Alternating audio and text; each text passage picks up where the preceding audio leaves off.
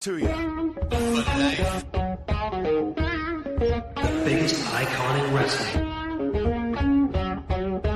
Yeah. Yeah.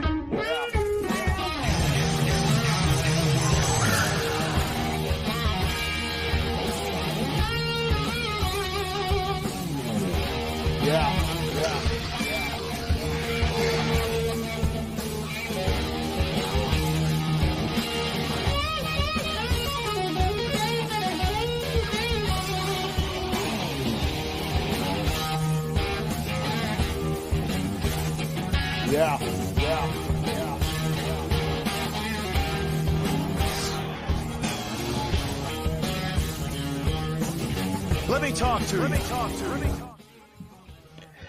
All right, ladies and gentlemen, welcome. We are back. We are live to Let Me Talk to You, episode 6. Once again, every Wednesday night, 8 o'clock p.m. Eastern Time. Welcome, ladies and gentlemen. My name is Frankie Fresco. Everybody knows me as Fresco Music. And to my left, I guess you could say my left, it is our man of the hour, D Trapio. What's up, brother? What you doing? How's it going? What's up, everybody? It's D Trapio here. Welcome, Trap family. I see. A little lag. No, I see something new. I see the mic. Good shit. Oh, yeah. We have a new little addition. Shout out to Fresco Music. Not bad. It looks very nice. I'm testing it out today. Hopefully, my voice is a little bit more, clear. Yeah, man. It sounds crispy. Sounds crispy, sir. Can't go wrong with crispy. well, I want to thank everybody who tunes in. I want to thank everybody who joins us. Little by little, they'll come into the chat. Let me give you a quick rundown of what we're talking about tonight. Obviously, we're going to start with a little bit of wrestling. Obviously, the WWE side. We'll talk a little bit about NXT. We'll also get Nick's opinion on what he thought about the return of CM Punk and Randy Orton. After that, we'll talk a little bit about AEW. We're going to talk a little bit about All In.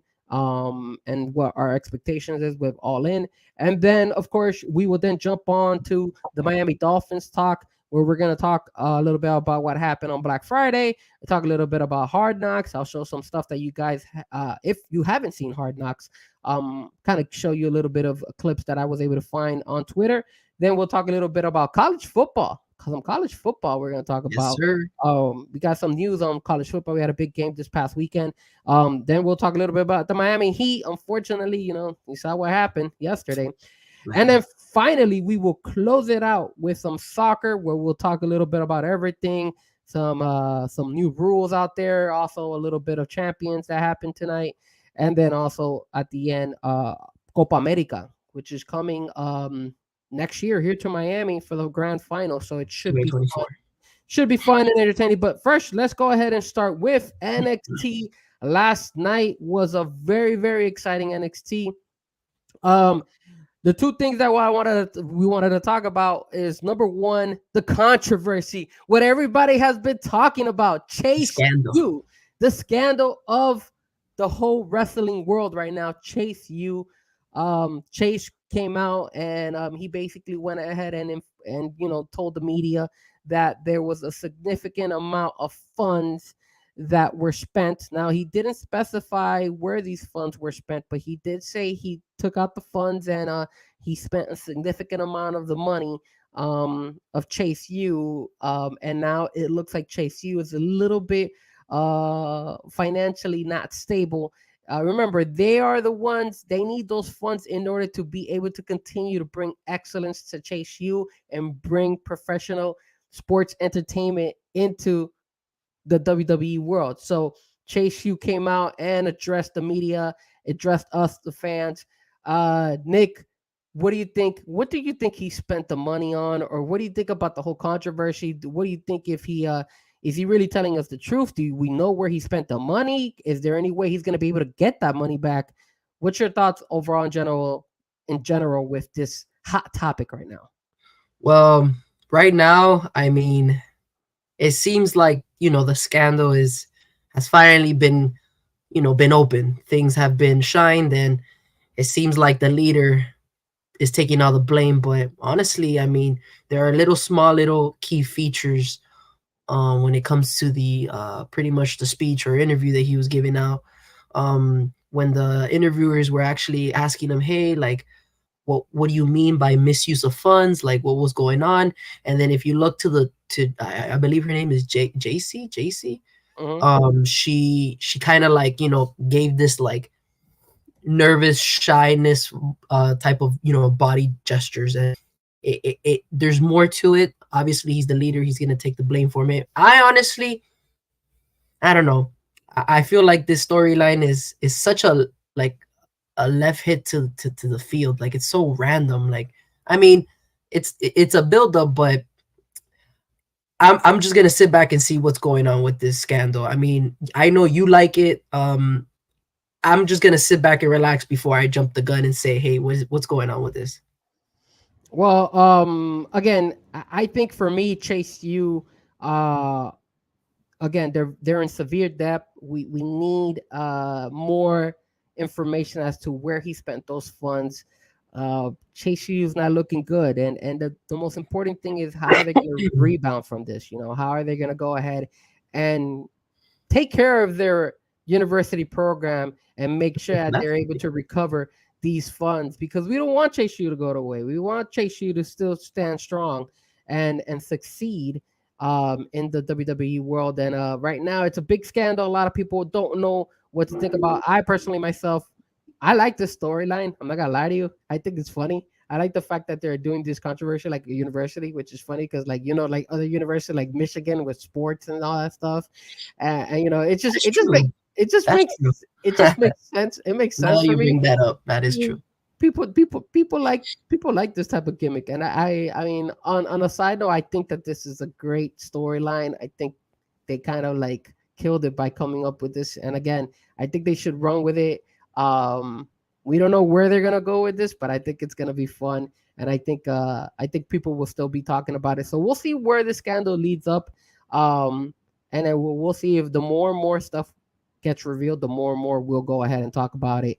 The other thing we wanted to talk about is, of course, we had a four-way matchup last night, which was exciting because we had Dominic Mysterio as the guest commentator, and it was a fight between Cameron Grimes, Bronson Mhm. Reed, Johnny Gargano, and of course Wesley. And the stipulations of the match was that if Wesley did not win the Fatal Four Way, he would then not be able to ever challenge Dominic Mysterio for his North American Championship belt. Wow. Uh, but as if you guys did not tune in, if you guys did not see, he definitely did take the win, but with some controversy.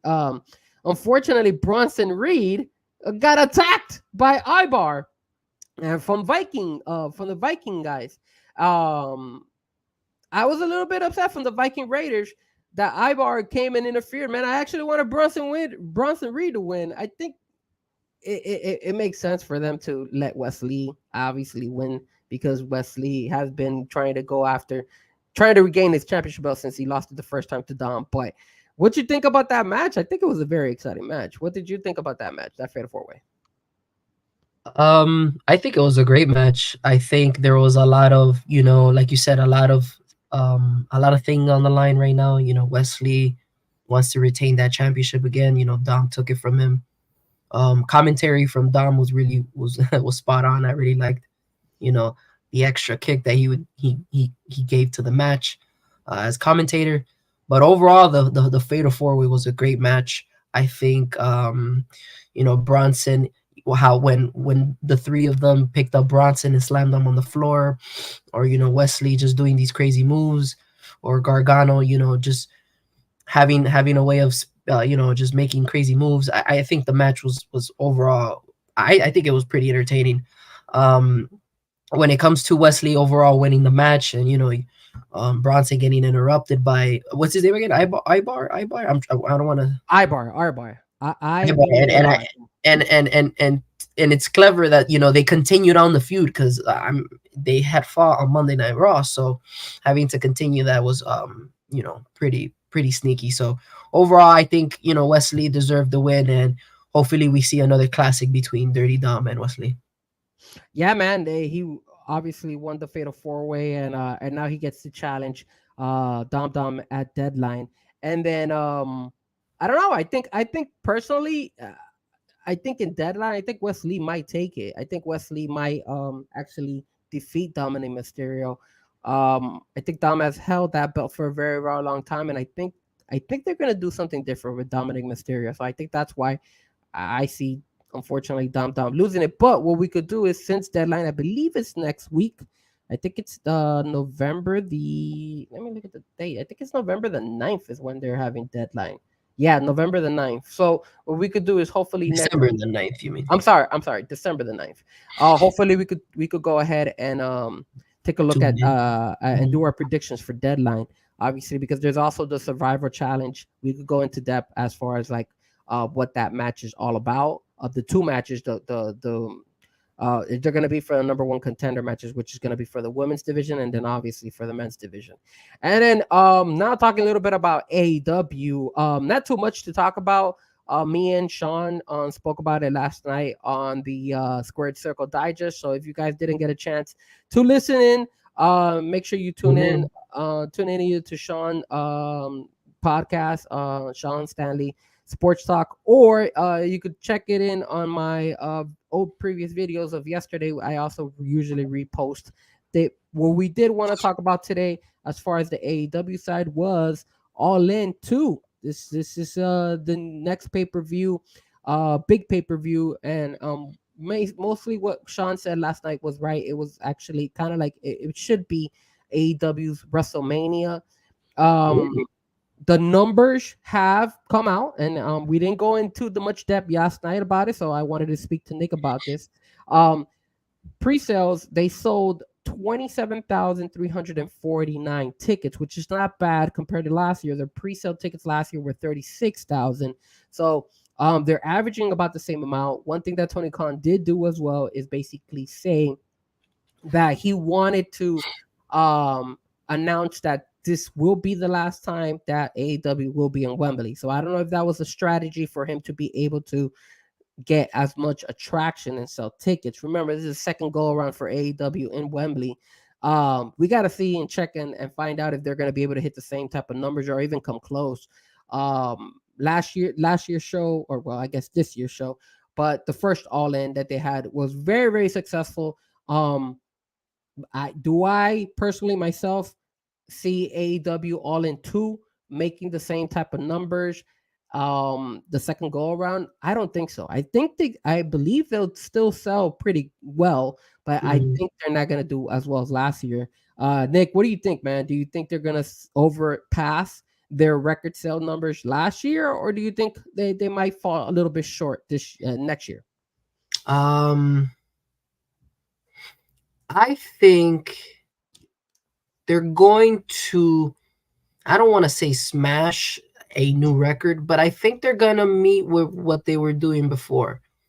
We forget that there's a big fan base of AEW, so over there in Wembley. So I think I wouldn't be surprised if, they match the numbers.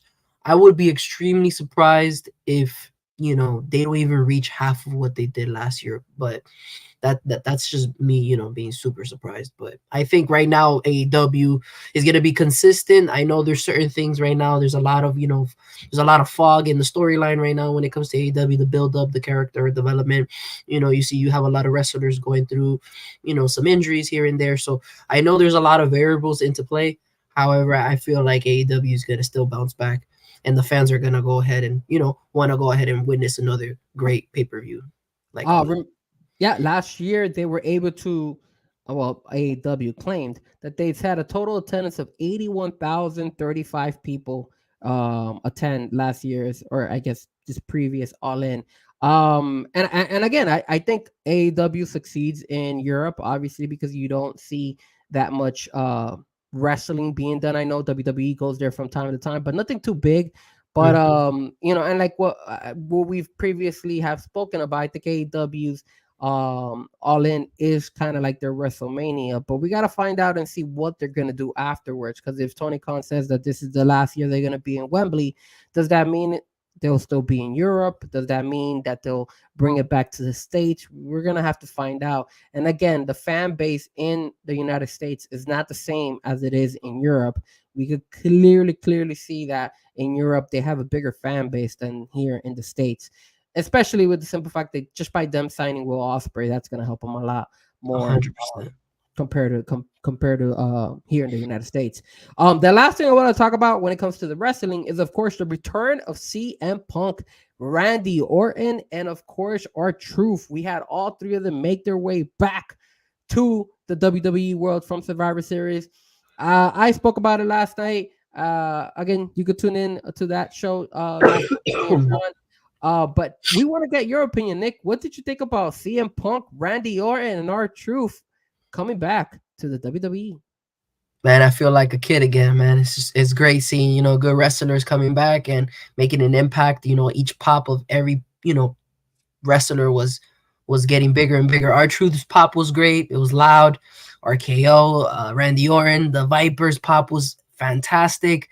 But then, man, the myth, the legend, CM Punk, that pop was insane. I was like this when I was watching Survivor Series. I was like I was in shock, and I think I really didn't think he was gonna show up. I thought he was gonna show up, next year. But how can you not bring CM Punk to Chicago? I mean, it just makes 125,000% the reason to go ahead and put him in there. Now, do I feel like this will, maybe give a negative impact on AEW? I think so. Just because of the simple fact that CM Punk now, not only is it gonna, bring back all the fans of CM Punk, but also AEW knows who CM Punk is, and it's be like, oh, that's it. I wonder what WWE is not gonna do with CM Punk that AEW didn't do. And that's when the compare and contrast comes in, and that's when a lot of people are be like, yo, like, this is not bad. What's going on? And for now, it's, they like to take it slow. So I'm very excited for what they're gonna do with all three wrestlers, to be honest with you. So, because look, R-Truth even was talking to Judgment Day, and it was just funny, man. And RKO, Randy Orton, is just there, like, he's waiting, bro. And I know you and Sean yesterday were talking about that Jey Uso kind of like having a free pass. I don't think so, man. I think Randy Orton just is waiting, bro. Like, he's the snake, bro. I wouldn't push it that he goes ahead and disrupts that match between him and Seth Rollins, Jey Uso versus Seth Rollins. I don't know. That's just me though, or some sort of, I don't know. Maybe there was some build up in the beginning of the show, and then he does something to injure Jey Uso or something like that. But I think there's gonna be, something like that. That could be a possibility. What's up, Sean? I see you in the chat. Let's go ahead and write this. It says, Frankie, I saw this today. How does CM Punk to WWE affect AEW Chicago shows? I saw that. I also read about that. Look, man, I'm gonna be real honest with you, man. It does affect it drastically, and I the reason I have to say it affects it is because of the simple fact that Chicago was such a big town for AEW. They always did really well. Their numbers were really well, and then the reason was because of CM Punk. Now that he's in the WWE world, I mean, if WWE makes its way over to Chicago, I'm gonna wait for WWE to be in Chicago because I could see CM Punk there, and I don't have to go to AEW. You understand me? Like, before, you didn't have CM Punk at all in AEW or WWE. Now you have him in WWE. Chicago crowd is gonna definitely go over to a WWE event before they even consider going to an AEW event. And also, let's keep it real. If they're in a nearby city or anything like that, I mean, I'm pretty sure some of these Chicago fans will go ahead and travel to some of these WWE events instead of going to an AEW event and watching AEW. It's such a huge impact for the AEW side because of the simple fact that we spoke about this, Sean, yesterday. AEW did such a phenomenal job, and at the same time, a terrible job in trying to invest on CM Punk for everything. So now that their biggest investment is in the competition, what the hell? Like, what's gonna happen now? You're gonna lose that fan base. You're gonna lose those fans that are honestly gonna be like, look, I tuned into AEW because of CM Punk. Now I'm gonna tune into WWE because of CM Punk. So there is a big hit, in my opinion, when it comes to that Chicago crowd. And not only the Chicago crowd, I think overall the whole AEW world, all the AEW fans will now have to go ahead and possibly tune in more to WWE. I mean, I'll give you this as another example. If you got a Survivor Series or you got another pay-per-view on a Saturday night, because you're seeing that WWE is doing a lot of these Saturday shows now, Royal Rumbles on a Saturday, and you have Collision, are people going to tune into Collision? No, people are going to tune into Royal Rumble. People are going to tune into Fastlane, Elimination Chamber, Survivor Series, WrestleMania, all these things before, just because of the simple fact that CM Punk is there. Now, could it have been a possibility that maybe they would have tuned into Collision or maybe Rampage if they wanted to do that Rampage Collision combination again? Maybe, because you will still get those CM Punk fans, but now you can't even get those fans. Now you're going to go ahead and see them on the WWE side. What's up, King Mahi Mahi? So now because of that, you're really going to go ahead and lose a bigger fan base. So I just think it's just a complete, really, there's no win-win for AEW. But you don't think that was a risk that they were willing to take when it came to that approach? I think at the end of the day, Tony Khan, I have no doubt that Tony Khan probably felt like WWE was going to be able to sign CM Punk because 100%. I didn't see you, no doubt. What's up, man? Good evening, boys. So, Nice no to doubt. have we'll be talking about a little bit about Florida State in a couple of minutes here. But the thing I feel is that Tony Khan knew that that WWE could sign CM Punk, and he took that risk. And again, there's a big controversy as far as like, should he have been kicked out? Should he have not been? You know my take. I've already said it to you guys before. I always feel that they should have kept him. They should have suspended him. They could have played it out, and then on the lowdown, let go of Jack Perry. Sean and others might think differently. Sean and others might think, hey, you can't let a guy choke out another wrestler, and they need to fire him. So Okay, it's 50-50. I still think that I'm a businessman, man. I'm like a Jay-Z. I'm a businessman, so I'm not gonna business. I'm not gonna go ahead and jeopardize my company because of a mess up. Like I know it was not right for CM Punk to choke somebody out, but I know where the dollar figures are. So if there's any way I could kind of amend stuff and make it work out, I would do that before I let him go. But Tony Khan did his choice. The thing also is that, man, TK can't have any control of his wrestlers. I think it's like they don't really see him as like someone that like an authority figure. You get me? So they'll just start ganging up on him, and then he's like, oh, and then that's it. Boom. He starts to immediately just make these irrational decisions. So I think, I'm not lying to you, I think TK low key kind of regrets kind of not Absolutely. settling it in a different way. You also have to let your employees know that, hey man, I know this guy can be, for you a little bit of a, I guess you don't mesh with that person that well, but at the end of the day, this is a business, and if you want to make more views and you want to add more money to your pocket, we got to associate ourselves with people who already can bring more money and more fans to our company. And I think that's where TK doesn't really settle the line as well as WWE did with Vince, and now with Triple H and Nick Khan. No doubt says the CM Punk behaved the same way at WWE. I don't think he does. I think over there in WWE, there's a lot more structure. And I think one of the biggest differences between WWE and AEW is that, like we spoke about, me and Sean yesterday, WWE has bigger stars. CM Punk is not there as the only main star. There are more stars out there. You still got Roman Reigns. You still got Cody Rhodes. You still got who else? The Usos. You got so many different people. I mean, for the love of God, you bring The Rock back just for like a small episode, and he'll destroy CM Punk when it comes. They even got Logan Paul out there, bro. You got Logan Paul. You got so many different options that there's Bad no Bunny. way that if he tries to start this crap, WWE has no issues going ahead and just pushing him to the side, and their product is not going to get hurt. That was not the case in the AEW world. The moment he started to crash and started to have these issues, AEW had to kind of search to see what they could use to replace him, and it was very difficult for them. They probably, I mean, till this day, I think when it comes to Collision, I don't think they found the right wrestler or right storyline to sell it. I know they continue to try to sell Ricky Stark and Big Bill, but that's still not sufficient enough to carry that show, in my opinion. But again, it's AEW. All I could pray for is that they'll get their shit together. You know, Will Ospreay will come back. I mean, your hardcore AEW fans are still going to stick around. So, you know, you'll still see me watching it. You'll still see Nick watch it as well. Adam Cole, baby. There he is. He's wearing the shirt. So we're all going to look what I got. I got Adam Cole, baby.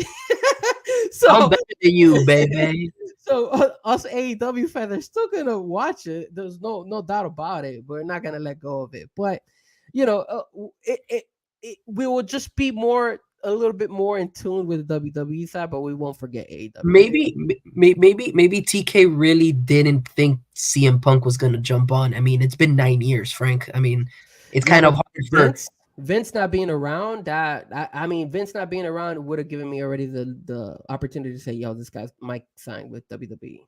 I think unless CM Punk spoke to him and probably told him, "Yo, I'm not gonna sign with WWE." That which could have happened, and then he could have just said, "Screw you! I was just saying that crap. I have nothing to deal with you," and now I signed with them. So it could go both ways, but because the way he burned his bridges with AEW was kind of, you know, not on the most cleanest way of, you know, separating yourselves from a company, you know. So I it's like, you know, the term you get them how you, what's the term, you leave them how you get them, or something like that. So it's like I wouldn't be surprised if WWE is still a little bit, you know, proceeding with caution with CM Punk, because he's kind of like a ticking bomb sometimes. He could, you know, one day be like, yeah, I'm a professional, and then another day be like, you know, his little silly drama with other wrestlers. But hey, you can't blame TK. He made the risk. You know, it bit him in the butt, but it also attracted a lot of fans. And I think one thing he should have not done is let go of Jade. I think Jade could have, you know, still could have helped him out. And remember, he offered more money, and Jade chose to leave. That's the thing. Like he did offer more money. Offer more money then, bro. Offer more money. She didn't. The reason Jade left was because she felt that there was a bigger opportunity. Her brand would get bigger. That's why she chose. And plus, let's keep it real. I have no doubt Cody Rhodes had something to say about that. She trained with Cody and all that, so she knew that going over there, it was going to make her bigger than whatever AEW was going to offer her financially. Plus, there was a couple times, I don't know if you remember, but there was a couple times where she was like, "Yo, I want to retire," that mentality. And I think it's probably because she was getting burned out in AEW. And now in WWE, she's a completely different wrestler. We haven't seen her recently, but wait until she shows up. She knows that her brand is going to grow like there's no tomorrow. And not only that, but dude, I mean, look at the crowds. Look at the record crowds you're getting at WWE. Yeah, you get a big record crowd in Wembley for All In, but like WWE, you're getting 50,000 plus sometimes. Yes, consistency. So it's like your brand and your figure is gonna just blow up. The other thing that No Doubt says is, what about a more is less policy? Drop Collision oversaturated, not enough to carry the extra shows. Possibly, man. I mean, yeah, maybe a little bit more is less. Is policy would have been better. I think they should get rid of Rampage, bro. I think, or move over Rampage to Collision. I think we had this topic once. You know. Yeah. You know, you have, you know, if you compete with WWE Mondays and Fridays, I mean, it's pretty tough. So you kind of want to wiggle room with what you know you can handle, and then from there you conquer, and then you start, you know, expanding. So I think Tuesday and Saturday would be such a more ideal thing for them. And but it's more factors, and I get that. You just can't slash a Friday night show and then call it a deuce. You know, I get that. But I do agree with No Doubt. I think less would be more for them. Well, we'll see. I know AEW is going on right now. I'll definitely tune in right after the show, and we'll see what happens with AEW in the future, and we'll see how AEW All In 2 continues to go throughout the next couple of months to see if they're able to match or at least come close to the 81 plus that they had before. But with that being said, let's go ahead and jump onto the world of football. football. And let's talk about the Miami Dolphins, of course. The Miami Dolphins this past weekend, Black Friday, ladies and gentlemen. Black Friday happened.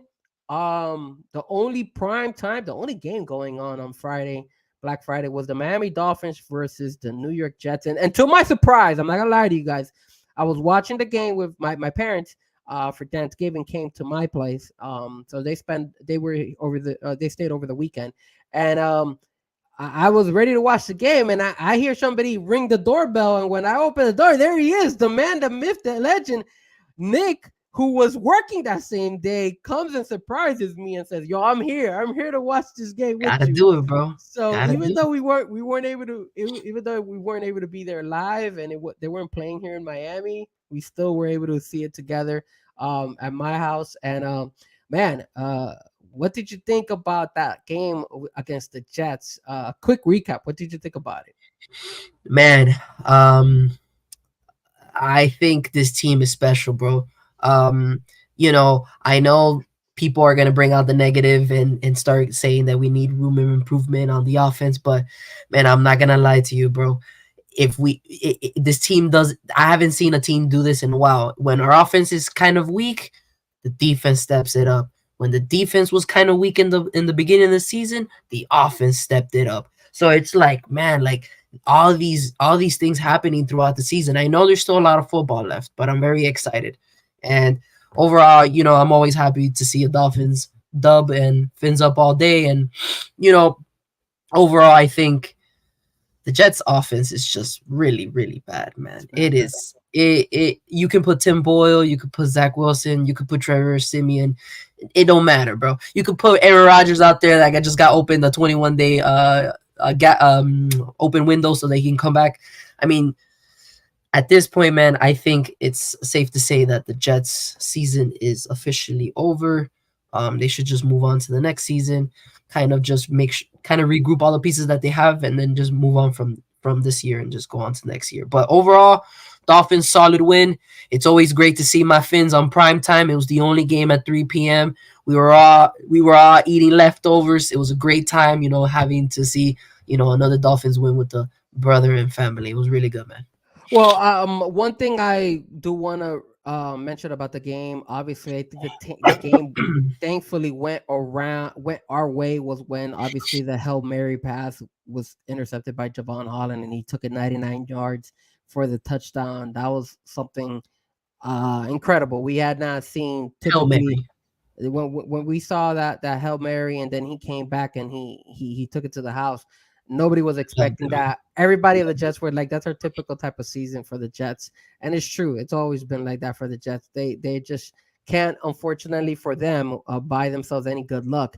On a positive note, today was actually informed that Aaron Rodgers actually returned to practice. So he's practicing with the Jets. Doesn't mean he's going to play, but at least he could do some of his practicing quarterback, whatever type of practices or whatever type of drills he does as a quarterback. Yeah. But it's they're allowing him to go ahead and at least participate, which is good for them, because that is it would be interesting. I don't know if I'm going to see Aaron Rodgers come back to the Jets. I would like to see the Dolphins play Aaron Rodgers when they're here in Miami. Is it going to happen? I don't know. I think the Jets kind of fell a little bit short. I do have the Jets beating. I believe they're playing the Falcons this week, so I do have them beating the Falcons. But I still think that their playoff chances kind of have slipped on this particular by them losing this game. I think they needed to win. The same thing goes with the Bills. I think the Bills kind of shot themselves on the foot losing to the Eagles.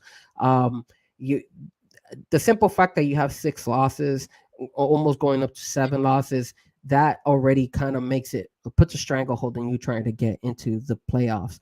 I don't think the Buffalo Bills or the New York Jets will make the playoffs. But if some way, somehow they're able to make it, I would be really, really impressed. Again, the Jets have already 7 losses. The Bills have 6. So the Jets can't afford to lose a single game, because then literally they would have to, if they lose one game, they would have to get in with what, a 9-8 record, right? Which is what the Dolphins, I think, got in last year.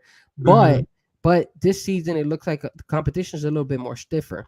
And everybody else has easier schedules. The Colts have an easy schedule. The Steelers have an easier schedule. Doesn't look that difficult. While the Jets still have to play Miami again. They still have to play the Patriots, which they always struggle against. They have to play the Texans, which this year the Texans are competing for a playoff spot. And you got the Browns. The Browns are also a team That's a that is tough one. competing. So they don't have a cakewalk of a schedule coming up. So I think that's one of the reasons why I feel that maybe the Jets and the Bills time is running out. I don't think they're gonna make the playoffs, but still, I'm glad to see the Dolphins won. Glad to see that we took care of business. Now we go up to Washington. We play the Commanders. Hmm. What do you think? What do you think it's gonna be? What do you think is gonna happen? Oh, and before I'm sorry, I almost forgot. I almost forgot the most important thing as well. Unfortunately, the biggest and the saddest thing that happened was, of JP, man. course, us losing Jalen Phillips to an Achilles injury. What did you think about that? And what do you think about the Dolphins now signing JPP to the Pierre squad? Paul. Yeah, man. When you and I we were watching the football game, and when we saw Jalen Phillips go down like that, ah, man, it was tough. I didn't want to think the worst, but when I saw that he was there on the ground, laid down, and he wasn't even moving a limb, dude, and then when we saw the replay, I remember me showing you, Frank, look at the Achilles detaching itself from the calf. Like you can see the pop, dude. Like it's just bad, and it hurt Yeah, me, man, because JP was playing so good football. I mean, he was tied with the leading sacks in the team with 6.5, so he was putting in that work, and it was allowing everyone else to kind of have that sense of ease of like, all right, I know JP can wreak havoc on that side of the D line. So now that we lost him, it's not over. We got Pierre Paul now, which is a very great veteran, brings in leadership, brings in character, brings in winning football. He won a Super Bowl with the Giants. So I just feel like this is something, luckily we could bounce back and add another great player like himself. Unfortunately, we couldn't get Everett Barnett from the Eagles because of the fact that I believe the Dolphins had a different priority position in line when it came to retrieving people from the waivers. So that's why we couldn't get him. And but you know what, it's okay, we move on. We still got great players like AVG that can wreak havoc. We still have David Long Jr. that can, surprise people. And overall, I think this defense is just looking solid, man. And like I said, I mean, I gotta give praise to the offense. The offense still played really well. I mean, the O line is getting hit with some crazy injuries, and we were with Keon Smith, played really well, played great football. You have Kendall Lamb out there. You have Liam Eichenberg playing right guard. You have a lot of these players that are missing out, and we got great depth that's putting in that work. Shout out to Coach Barry, the offensive lineman coach.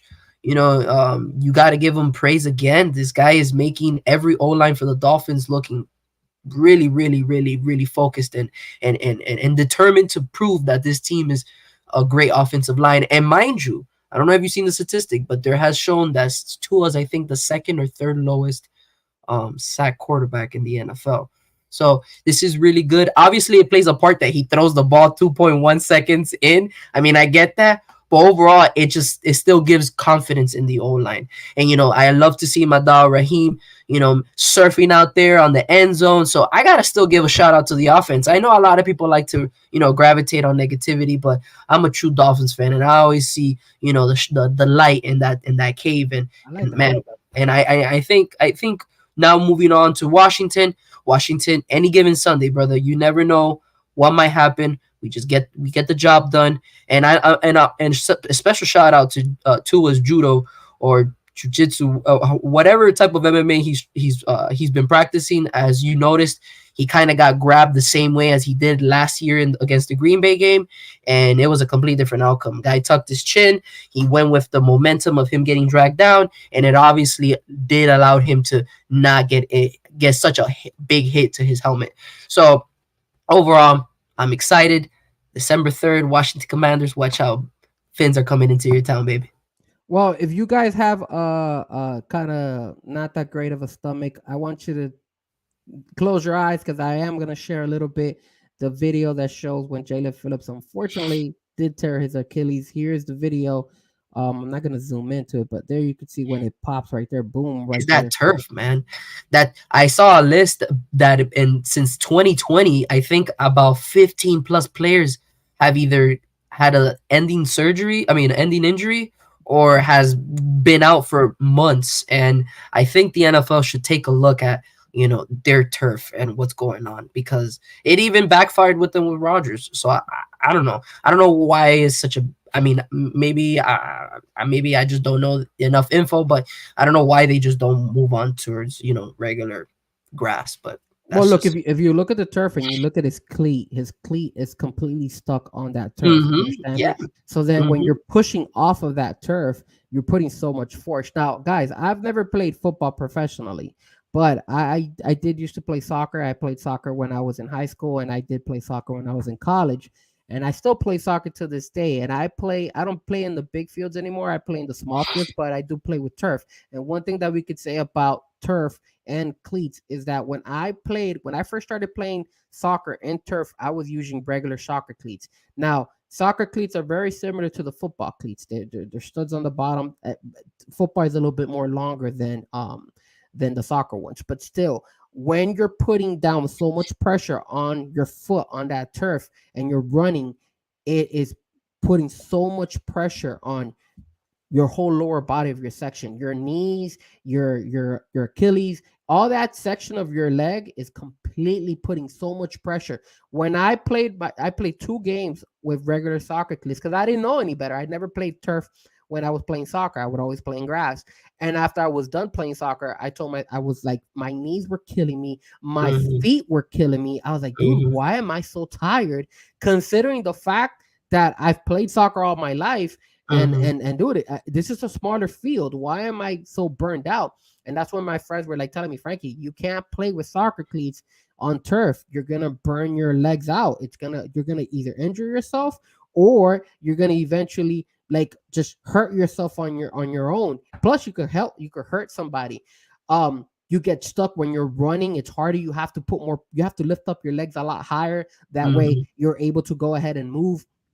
So eventually I ended up buying turf cleats, and turf shoes actually helped a lot because you don't have Hmm. studs in the bottom. So I'm able to go ahead and move and slide and like move faster. And if I have to slide, because I usually play goalkeeper now, I don't slide on a player, but if I have to like slide to one area to try to stop a kick to go in, I'm able to do that. With soccer cleats, I was not able to do that. So I could only hope that every single NFL team decides to change this stupid rule of having turf in their on their field. I know not too many of them, but obviously that MetLife Stadium turf is just horrendous. And look, it cost one of our best players to get hurt, and also it cost them because they lost Aaron Rodgers at the beginning of the season, and now they look kind of they don't look like they're in good shape to make the playoffs.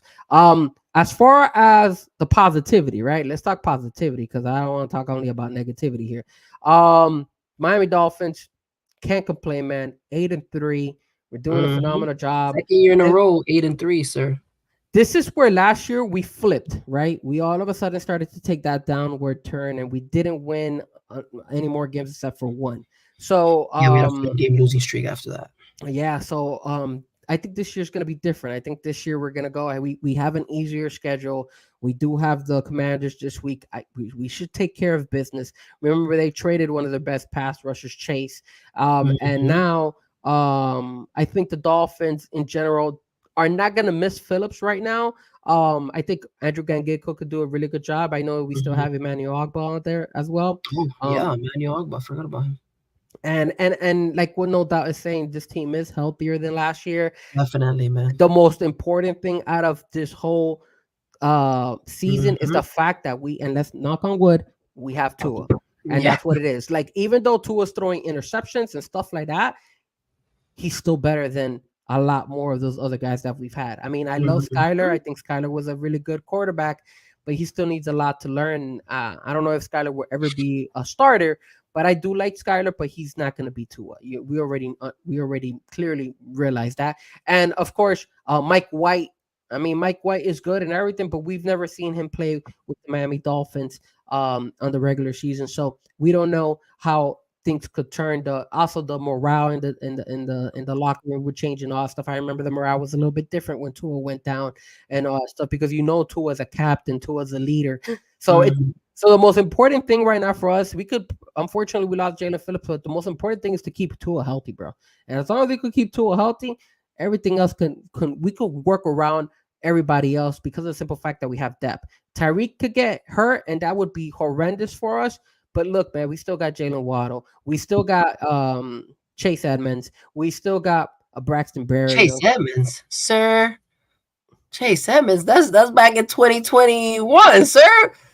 We're talking about Barrios. We got Chase Claypool. You mean Chase Claypool, my bad, not Chase Edmonds. Chase Claypool, Chase yeah. Edmonds? You know what's funny? I think the other day I was watching a podcast between Omar and Poop, and My fault. I think Omar said the same thing. Don't we have Chase Edmonds? And then and then Poopar is like, "What are you talking about, bro? That was the trade for this guy, for the Denver guy. What's his name? Damn, Bradley Chubb. Bradley Chubb. There you go. That's the trade for Bradley Chubb. Like, what's going on?" Yeah, So that was I funny. don't That know. was I don't know. I don't know where that. I must have been listening to Omar Kelly too much. I mean, Um, and low key, I don't know, but I saw yesterday Eric Izukama had tweeted out that he wants to play football. So if he has his neck back in shape, I mean, bring him on in too. So like you said, there's a lot of depth when it comes to each group of the team, you know? and defensively, again, having Ramsey out there is something Big time. completely. It helps the team a lot. That is one person I really don't want to lose. Xavier Howard, the same. Elliott, man. Elliott has been Uh, such a great guy, bro. That guy's David been a hard hitter, man. David Long Jr. has been stepping it up. All these guys have been doing such a great job. You know what? If we had to lose one person, obviously I didn't want to lose him, but JP is not so bad considering that we have Andrew Ganginko, we got now Pierre JPP. Paul, so Mhm. we got some depth, and I'm happy to see the Dolphins actually make a move as well, just for depth issues. Like they still notice that, hey, we lost a good player. Let's just bring somebody. You never know. Maybe we could get something out of JPP, and we're gonna be like, holy shit! Like all of a sudden, this guy can get a sack That's here or there. You never know. I know he's up there. I think he's 34 years old now, but you never know what he could bring to the table. I do feel the Dolphins are gonna win on Sunday. I have the Dolphins beating the Commanders. It's very quite simple. I honestly have them beating them 31 to. I'll say the defense allows 14 points, so 31 to 14. I say, man, you're gonna hate me, bro. But I say Tua continues on his little blunders, and he's gonna do a little weird interception here and there, you know. And Sam Howell's a great quarterback. He just gets sacked a lot, man. His O-line really doesn't give him that much time to really. By the time if he's on shotgun formation, bro, that guy's already has a man on his face. So he's always scrambling. I believe he's the most sacked quarterback right now. So I do believe the defensive line should take advantage of that weakness when it comes to the O-line. However, I do see still the Dolphins getting the job done. I see them winning 27-10. Not bad. So we both still have them winning by more than 14 points. So I think the last time I saw the spread, they had the Dolphins winning by 9.5, so at least by 10 points. So I did bet that. I do have the Dolphins beating them by more than 10. Hopefully I could win that. On another note, though, we do want to jump on to Hard Knocks. So yesterday was the premiere of episode number 2 of the Hard Knocks. If you guys have not gone ahead and seen it, I recommend it. A lot of people are saying that they were emotionally sad because this episode, remember the first episode was all about Tyreek Hill, all about Tua and Mike McDaniel. This episode is practically all about Jalen Phillips. It just gives you a complete breakdown of how he has improved, what he's done, his commitment to the defense, his relationship with Bradley Chubb, just overall his success.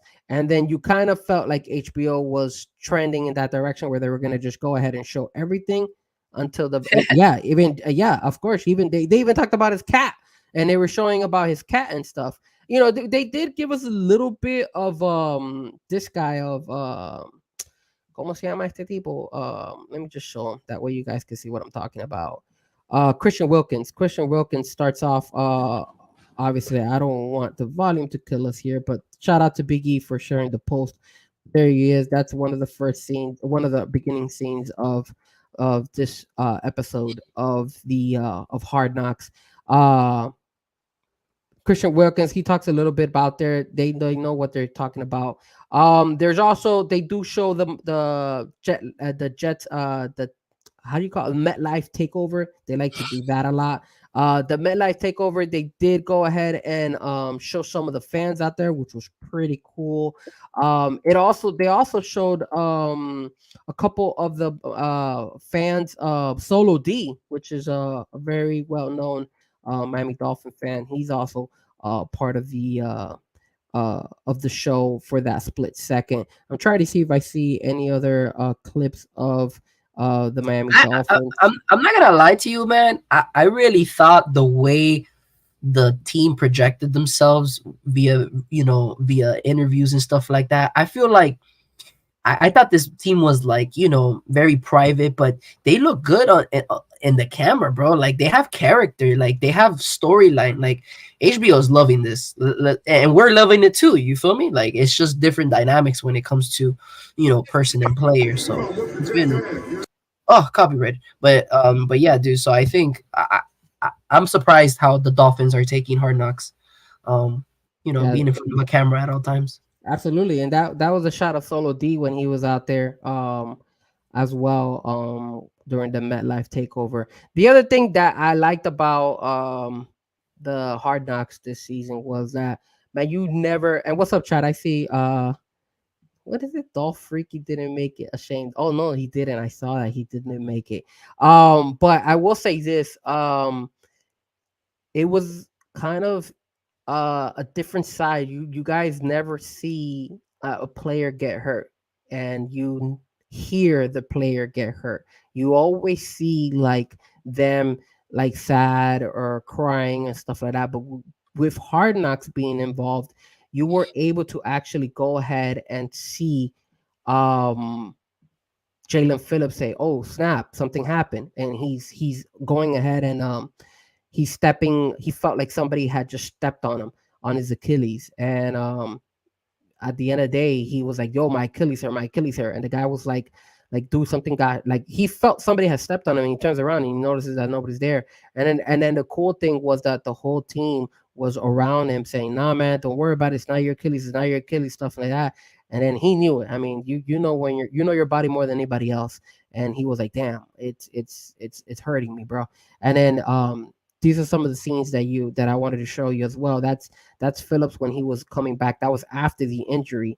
And the scene before was Bradley Chubb. The whole D line basically got invited to eat after they got Saturday and Sunday off because they played on Friday, and they were all there just talking about Phillips and just having to be there for him because his brother, and that they love him and they only want the best for him, and they want him to I love that, get man. better. And one thing that we all agree with this HBO Hard Knocks is that they're all showing how united the Miami Dolphins is.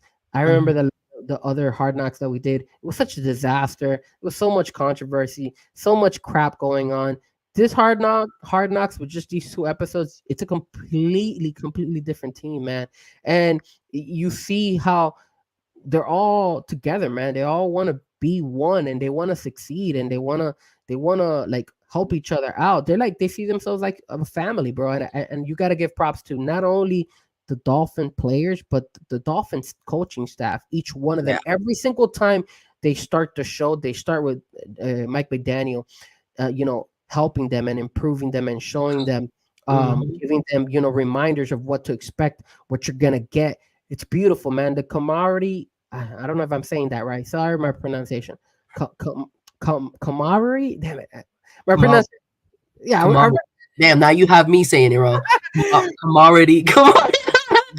But you get what I'm saying. The relationship on that team locker room, it's just the whatever. Don't worry about it. Don't worry I'm about it. live. This is what happens when you go live, baby. You Don't worry sometimes have about it. little brain farts here and there, man.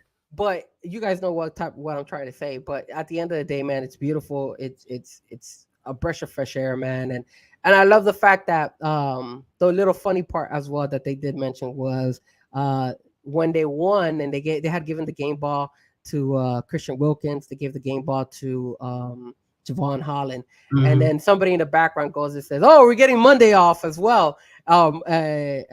Take Monday off, and then you hear Michael Dan say, "Fuck no, we're not taking Monday off. We got business to handle." So it's so cool that they're all like just it's a good vibe, man. And that's all it is. It's about positivity, man. Everybody who talks in when we talk about Dolphins, and if you guys have noticed every single time, and on all social platforms, man, all these YouTubers, all these media people, they always talk about negative stuff about the Dolphins, man. For once, we're talking about positive stuff, dude. We're 8-3. We have a really good coaching staff. We have a team that they all get along. You don't see back locker room brawls or anything like that. You don't see these guys arguing. You see them wanting to be better. I mean, for the love of God, the other day, well, I think it was yesterday or the day before, Tyreek was on the show of the Soccer for Champions, and he was talking about how he felt like this was a Miami Dolphins team that was better than the Kansas City Chiefs, and if they get all their shit together, they'll be able to win a Super Bowl. And for him to say that, man, I know that all the spotlight is on the Dolphins because of Hard Knocks, but for him to say that, bro, it's a little steep, not gonna lie. I mean, maybe talent-wise, when it comes to the quarterback, we don't have the same talent because let's keep it real. Tua is no Pat Mahomes. No. And we don't have a Travis Kelce. You're absolutely right. But that doesn't mean the Dolphins don't have a very strong, solid team. I mean, dude, we have all the right pieces. Yeah, and some of the stuff, let's see what some of the guys in the chat are saying. Chat is saying, keep in mind they record everything. And after the game, they construct the storyline from there. Great job by the production team to make it happen. Absolutely. And no doubt, team has come out looking really good so far. Absolutely, man. They're just doing it better. I wish it was harder, Jerome Baker. That was awesome. Yes. That was one of the things that guy is bringing out, that leadership and having that family, trust and pushing each other, and showing that grit, and I think that's what the Dolphins have been missing for a long time, that grit. And you know what? The crazy thing, and this kind of plays as a good segue to the next topic we want to talk about, but not too long. And I want to get your opinion as well from you guys in the chat, is the fact that we have a little bit of controversy. I don't want to go in too much deep, but I wanted to get your take on this because I felt like we need to speak about it. We typically don't, but it's the simple fact that the Chicago Bears are most likely going to have the number 1 pick of the NFL draft. And now they have to make a decision if they want to keep Justin Fields or if they want to trade him. And if you look at the Dolphins of how this whole organization is set up, everybody is in sync, everybody's communicating all together. And then you look at the Chicago Bears where they have to make a decision if Justin Fields is the right quarterback for them or if they should get rid of him, trade him away and pick maybe Caleb from USC over to the Chicago Bears. In your opinion, Nick, do you, and I know we're stepping a little bit away from the Miami Dolphins topic here, but do you feel that the Chicago Bears should keep Justin Fields, or do you think the Chicago Bears should trade him and pick a quarterback if they have the number 1 pick this year? I think they should keep Justin Fields just because right now the NFC, I think right now it's not the strongest point right now, and I like Justin Fields, and you got to look at him just kind of like a younger Jalen Hurts. I know he's a little bit faster, but I think over time, look how Jalen Hurts has over time developed that pocket, presence, that pocket throw, and I think Justin Fields just needs better coaching staff, and I think that's gonna help them because they're already giving them weapons with DJ Moore. So I think right now, now it's the right people in place to maximize the talent that they have. If they go ahead and let go of Justin Fields,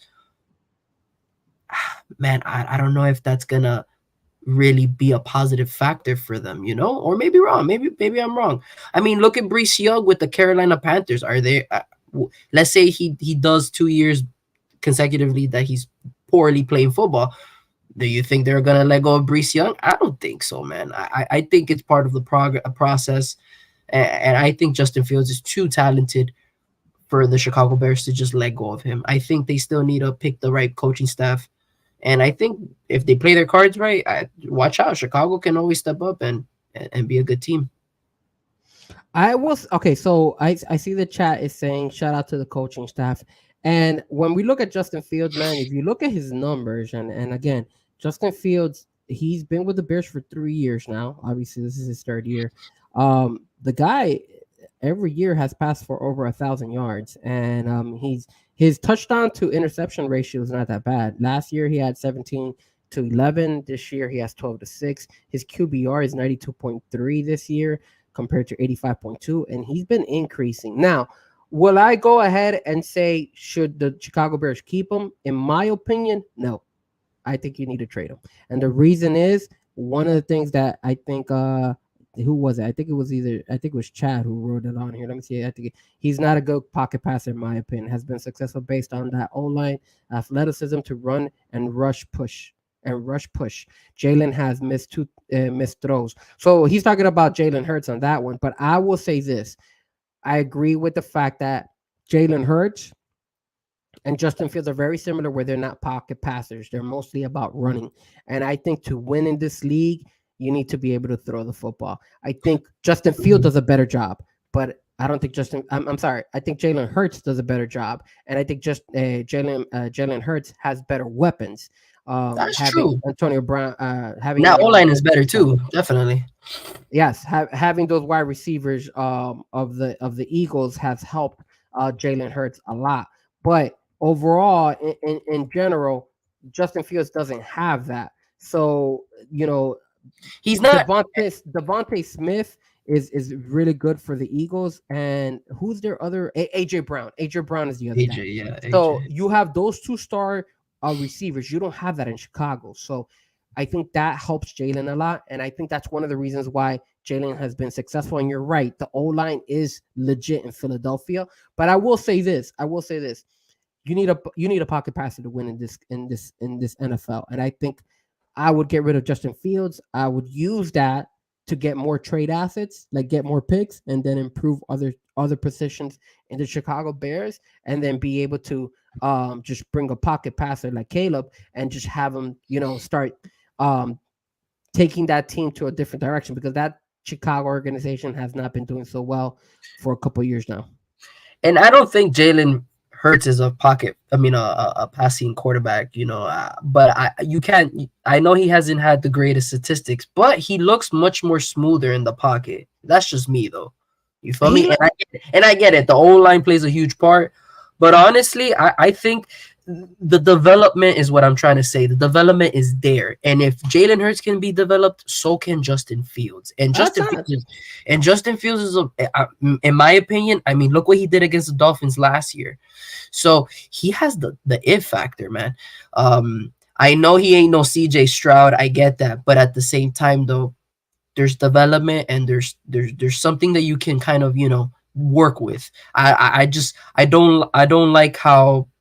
Nowadays, I don't know if you've noticed, Frank, but nowadays it's a complete hey, if you don't win a Super Bowl in 2 or 3 years, you're out of here. That's true. That's true. And now this whole generation has been sped up so quickly. Now we want instant gratification, and I think that was the problem with us Dolphin fans, that we've waited so long for something right now.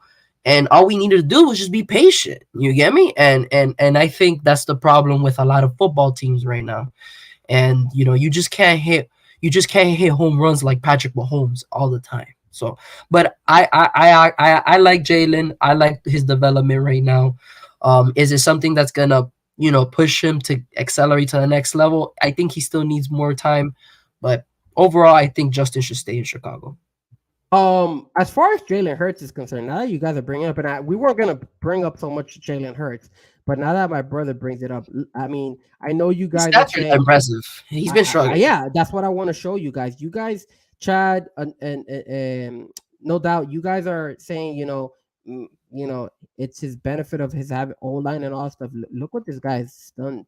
This guy had back in 22, he had over 3,700 yards passing, 22 touchdowns, 6 interceptions, 101.5 rating. And look, his first year, he averaged 1,000 yards passing, and then he had 76 QBR with 6 touchdowns and 4 interceptions. He did a drastic jump on 2021, and he's kept it. The last 3 years, he has kept it. And mind you, his schedule is a lot harder now because he went to the Super Bowl last year, so your schedule gets harder. Yeah, So, man. And if you look, I didn't get to watch the whole Buffalo Bills game, but I did watch the overtime, and in that clutch moment, he delivered too, man. So it wasn't like he is just like a regular other quarterback. I think he actually has the it factor as well. I mean, he took the team to the Super Bowl. He wasn't as successful in college, but in the NFL, he's pretty much kind of like turn everybody around and say, hey, look, I could hang in the NFL.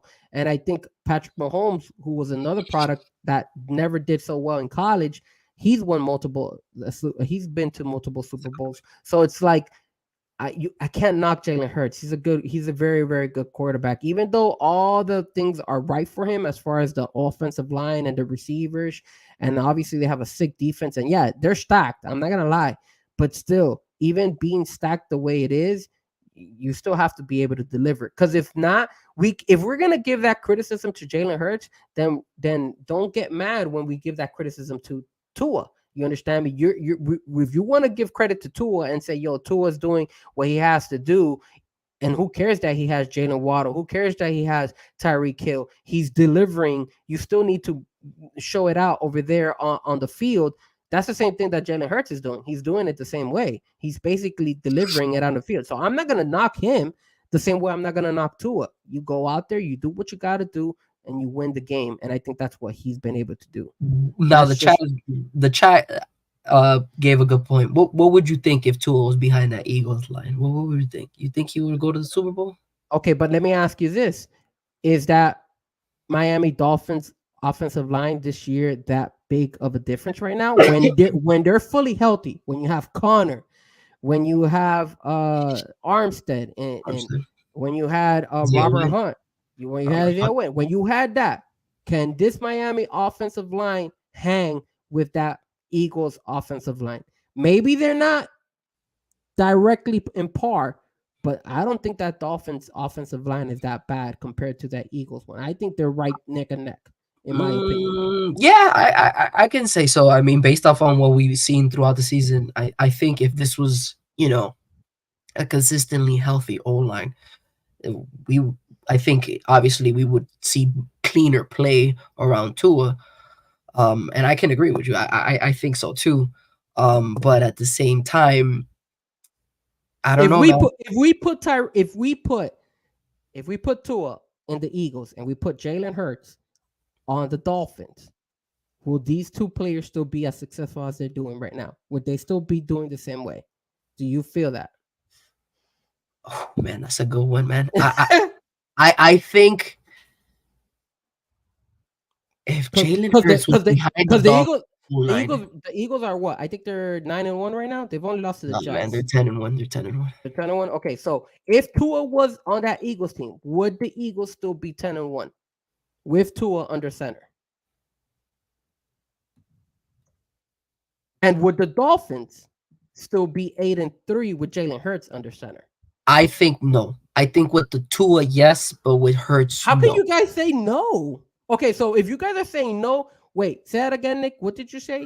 So I do see the Dolphins actually doing better with Jalen Hurts. Yeah. Look, man, I'm sorry. I feel the same way. Yeah. I think Tua is a great player, and I love Tua. But would Tua be 10-1 with the Eagles? I don't know, man. I don't know either, man. Why would I? And then how can I automatically say that? Oh, but Jalen Hurts would completely improve the Dolphins. I don't think so. I just feel like they're two different players, and I think. But if they're two different players, and again, you guys are saying that both dudes are right where they should be. Okay, I get you, but if you look at their systems, they're built the same way. They got two really, really strong receivers. They have a strong offensive line. They have a quarterback that is typically known to just look around, throw the ball quickly. Maybe Jalen Hurts runs a little bit more than Tua. He's a scrambler a little bit more. Maybe Tua's a little bit more accurate, but there's not that big of a difference between these two teams. I mean, let's just keep it real. The Eagles like to run the football, so do we. There's not that big of a difference. If you flip-flop these two QBs, I personally feel that Tua would not be 10-1. I'm sorry. I think Tua would be probably 8-3. Something and around there. Yeah. I think Jalen Hurts wouldn't be 10-1 with the Dolphins. I think they would be just 9-2, something like that. It's not big of a difference. No, it really isn't. It isn't. There isn't that big of a difference between one and the other. I think they're very, very similar. The only differences, the minor differences are Jalen likes to scramble. He's a better scrambler, while Tua is a little bit more accurate. That's the only difference. But overall, in general, that's why you can't knock Jalen Hurts. You gotta just you gotta give respect where respect is due for both of those guys. They're very good. They're both very good quarterbacks. Yeah, they're good, and it's great. It's great to see that. Tua has a way better deep ball. I don't know, man. I don't know, dude. I don't know if I could say that. I think Jalen Hurts can throw the football, bro. Tua has had some sexy ass deep balls lately this year, though. It's been but it's been pretty. What helps Tua is his accuracy. That's it. And besides that, his accuracy, because remember, guys, I know a lot of people don't like this, but Tua is a spot thrower. Let's just keep it real. He's slowly but surely starting to develop a little bit better, knowing when somebody's not open. So now he's starting to, I've noticed when he holds onto the ball and he's about to throw, and he's a little bit hesitant, and I'll see him throw the ball away or something, or even take the sack. I do see that. I have seen that improvement in Tua, and I think that's only because coaching has helped him and has been teaching him how to do that. But overall, in general, Tua's a spot thrower. Come on, we all know that. He's gonna throw the football. Can you imagine Tua being in the brotherly shove play? I don't think they can run that play. No, they can't run that. They can't run that. They can't run that play. No, they can't.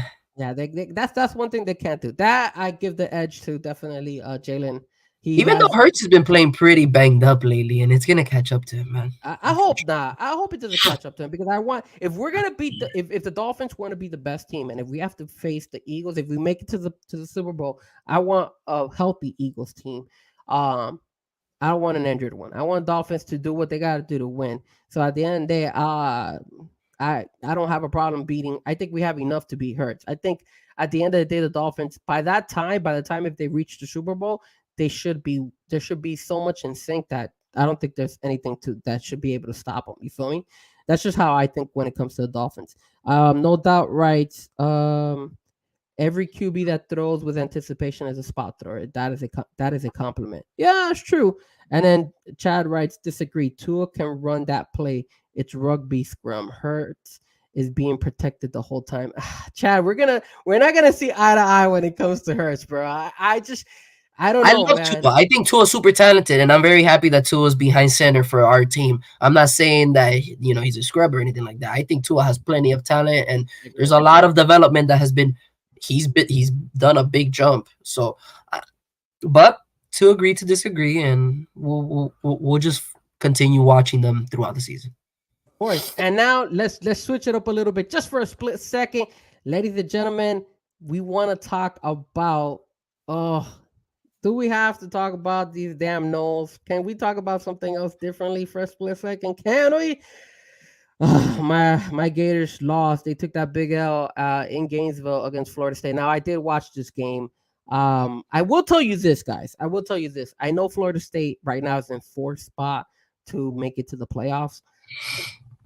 This Florida State team, they're good, but they're not unstoppable, man. Whoa. This is a balanced team, sir. Defensively, offensively. I mean, did you see this game? If you saw this game, 4 days, man. If you saw this game, the Gators were in this game the whole freaking time. But it's always FSU versus Florida. It's always gonna be a tough game, man. Even if one team is kind of seen as weaker than the other. But dude, we were the problem with the Gators, in my opinion, is the simple fact that we get carried away and we start to kind of towards the end of the game, instead of settling for instead of scoring touchdowns, we'll settle for field goals or we'll make a blunder here or there and cause a turnover or something will happen because the Gators were neck and neck with Seminoles the whole time. Oh, yeah. You look at the score and they beat us by 9 points, but it wasn't like they blew us out. This was a very, very close game compared to what the score actually shows. This game was like a 7-point game throughout the whole time. So for me, Florida State is still a very strong program, but you got to understand one thing. Can they go up against Georgia? No. If you got Georgia up there, and I know Georgia has to play Alabama this weekend, I don't think they can hang with First Georgia. things first, Florida State can't look that ahead. They gotta take care of business against Louisville in the ACC championship. We'll take care of business there. Well, and okay. Let me ask you this. I'm gonna predict the score, and you're gonna predict the score. You want me to go first? Thank you. No, thank you. Florida State has always had these gritty games, man. They've been having these gritty games, and they found a way to win, and I think that's something that, it's a pretty big factor in my eyes. All right, I'm gonna go with the prediction of score. I'm gonna say, and look, I'm a Florida State fan after a Florida Gator. I follow Florida first. I'm Florida, then Florida State, and then FIU, and then FAU, and then I'll even go as far as Bethune-Cookman. I'll go and say FAU, and towards the very, very, very bottom, after every UCF, USF, everybody, Coast. After all those teams, then I'll root for the Canes. But I'm sorry, Nick. After watching this game against Florida, bro, I got Louisville upsetting you guys. I think Louisville is gonna beat you guys. I think Louisville beats Florida State 24-21. That's my score. No shot, bro. No shot.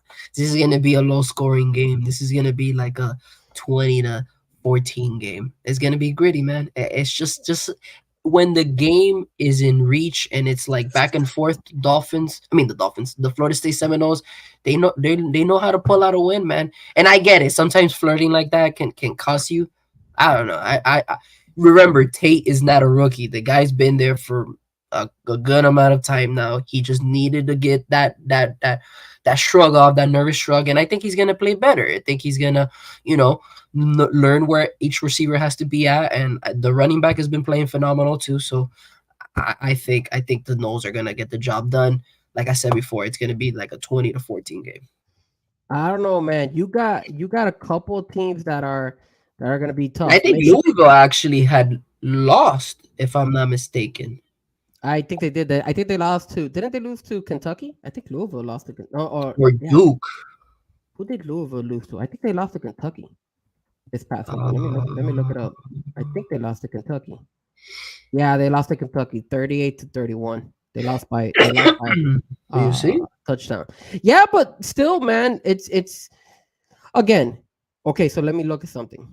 What was the score between Florida and Kentucky? Florida lost to Kentucky 33-14. So, and look at Georgia. Georgia barely squeezed the win versus Georgia Tech, 23-31. Yeah, I don't know, man. I got Florida State losing. But it's rivalry week, man. You got to give that there's tension. There's a lot of at stake, man.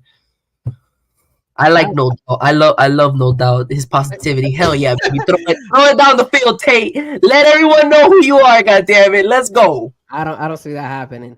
All right, so but we will talk about this next week. We will follow up and see who are the final four for the playoff, because by then we'll know if Florida State actually was able to pull off that victory against Louisville. In the meantime, let's talk a little bit about Miami Heat.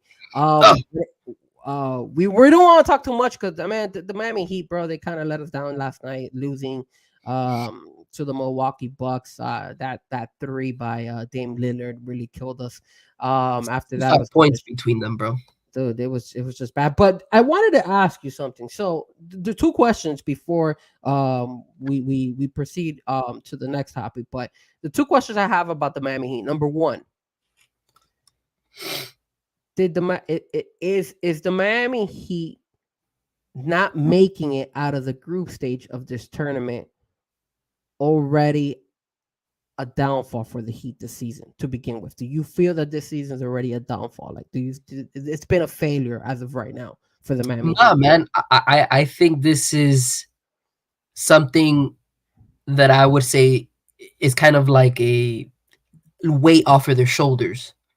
I think this is kind of like gonna distract a lot of teams, and right now I think the Miami Heat having, unfortunately, we would love to win that participation trophy, but whatever. We move on to the real trophy, and we just move on from there, bro. But you don't think it's been a failure for the Miami Heat as of right now? No, I don't think it's a failure, man. I think it's a failure. How can they not even It's make it out not, of the group bro. stage? Technically, it's like the group stage. They didn't even make it out of the group stage. That's a failure, bro. That's a failure. We I don't need want to stop. say it's a. I don't want to say it's a failure. It's more of a wake up call. Well, that's not bad. That's not a bad way of looking at it, I guess. It is a good wake up call, but it's only a good wake up call if they do something about it. If they allow It's this a to wake up call. You know what it is that you. But mind you, though, look, we didn't have Jimmy, I saw that. and in the previous games, we didn't have Jimmy or Bam Bam. So I think this is more of a wake up call, and I would just, if I was, Exposure, he's gonna say some, godfatherly Riley stuff. He's gonna be like, "Look, guys, this was a weight off of our shoulders, and we move on. 16 strong, baby, back like in 2006, man. We move on, bro. We move on, now, man." now, I will say this: if there's no Jimmy and or if there's no Bam, explain to me this: why is Nikola Jovic not being used as much as we thought he should have been used? Why is it that he feels that he has to go on social media and say, "Yo, look, I'm not being. I want more work, man. These guys are not using me." Because he went online and he said that he basically was saying, "Yo, I'm not being used by the Miami Heat the way I should be. I could contribute to this team, and they're not even using him." Did they make the right choice? Are they doing? Why are they holding this kid back?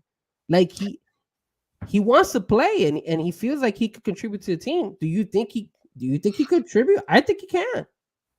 I think the thing is, man, is that, remember, we still got a lot of money on Duncan. We still got a lot of money on Tyler.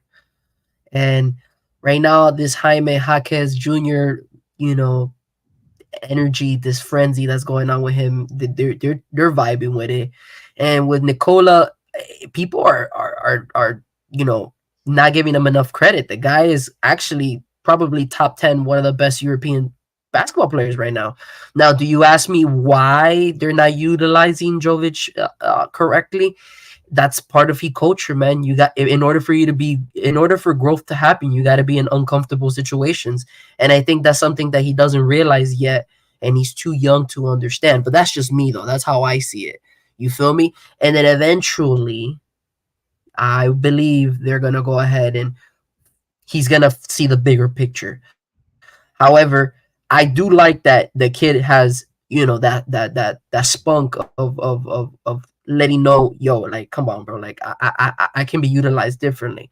But at the same time, though, it's he culture, baby. You it's not it's like it's not gonna happen, man. You're gonna be used how you're gonna be used, and then you will utilize you how we're supposed to utilize you, and that's it.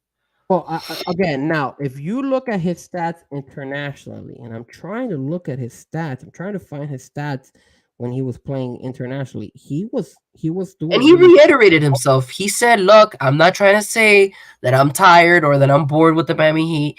He just says, "Hey, look, why are my strengths not being developed more?" And I think he just doesn't see the bigger picture. I think he has so much talent.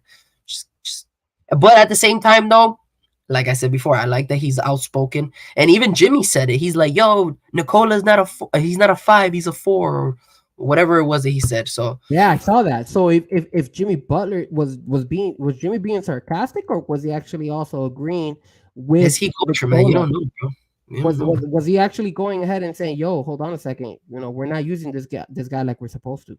Because when he was representing Serbia in that FIBA world, this guy wasn't doing bad. He was doing pretty good, well Yeah, under he was his belt. averaging like 14, 15 points a game. Yeah, he wasn't doing bad. So if he was averaging these points, why in the world is he not being able to give these points to the Miami Heat? The Miami Heat could need him, and he's a tall dude, bro. He can play D. I don't know, man. I think the Miami Heat are kind of dropping the ball with this kid. I know Jaime has been a strong pickup for them and everything, but like I don't know, man, because this kid has he been having? I don't. When was the last time he played He's for? been playing. He's been playing in the G League, I believe. Right, yeah, I don't see any stats, any recent stats of him with the Heat. I don't think he. When was the last game that he played with the Heat? I don't even see them. I think against the Wizards. Because no, not even because the last games, Bucks, Knicks, Hornets, Wizards, he has 0 minutes. So that means that he hasn't played that much, man. He's only played 3 games this whole season. 3 games, bro. I don't know, man. It's kind of sad, man. I feel like we're dropping the ball on this kid. And Not only that, but remember, he was also part of trade talks, just with like Tyler Hero. So he just wants to show that he has enough talent to be part of this team and not just be another asset to on the trading block, pretty much.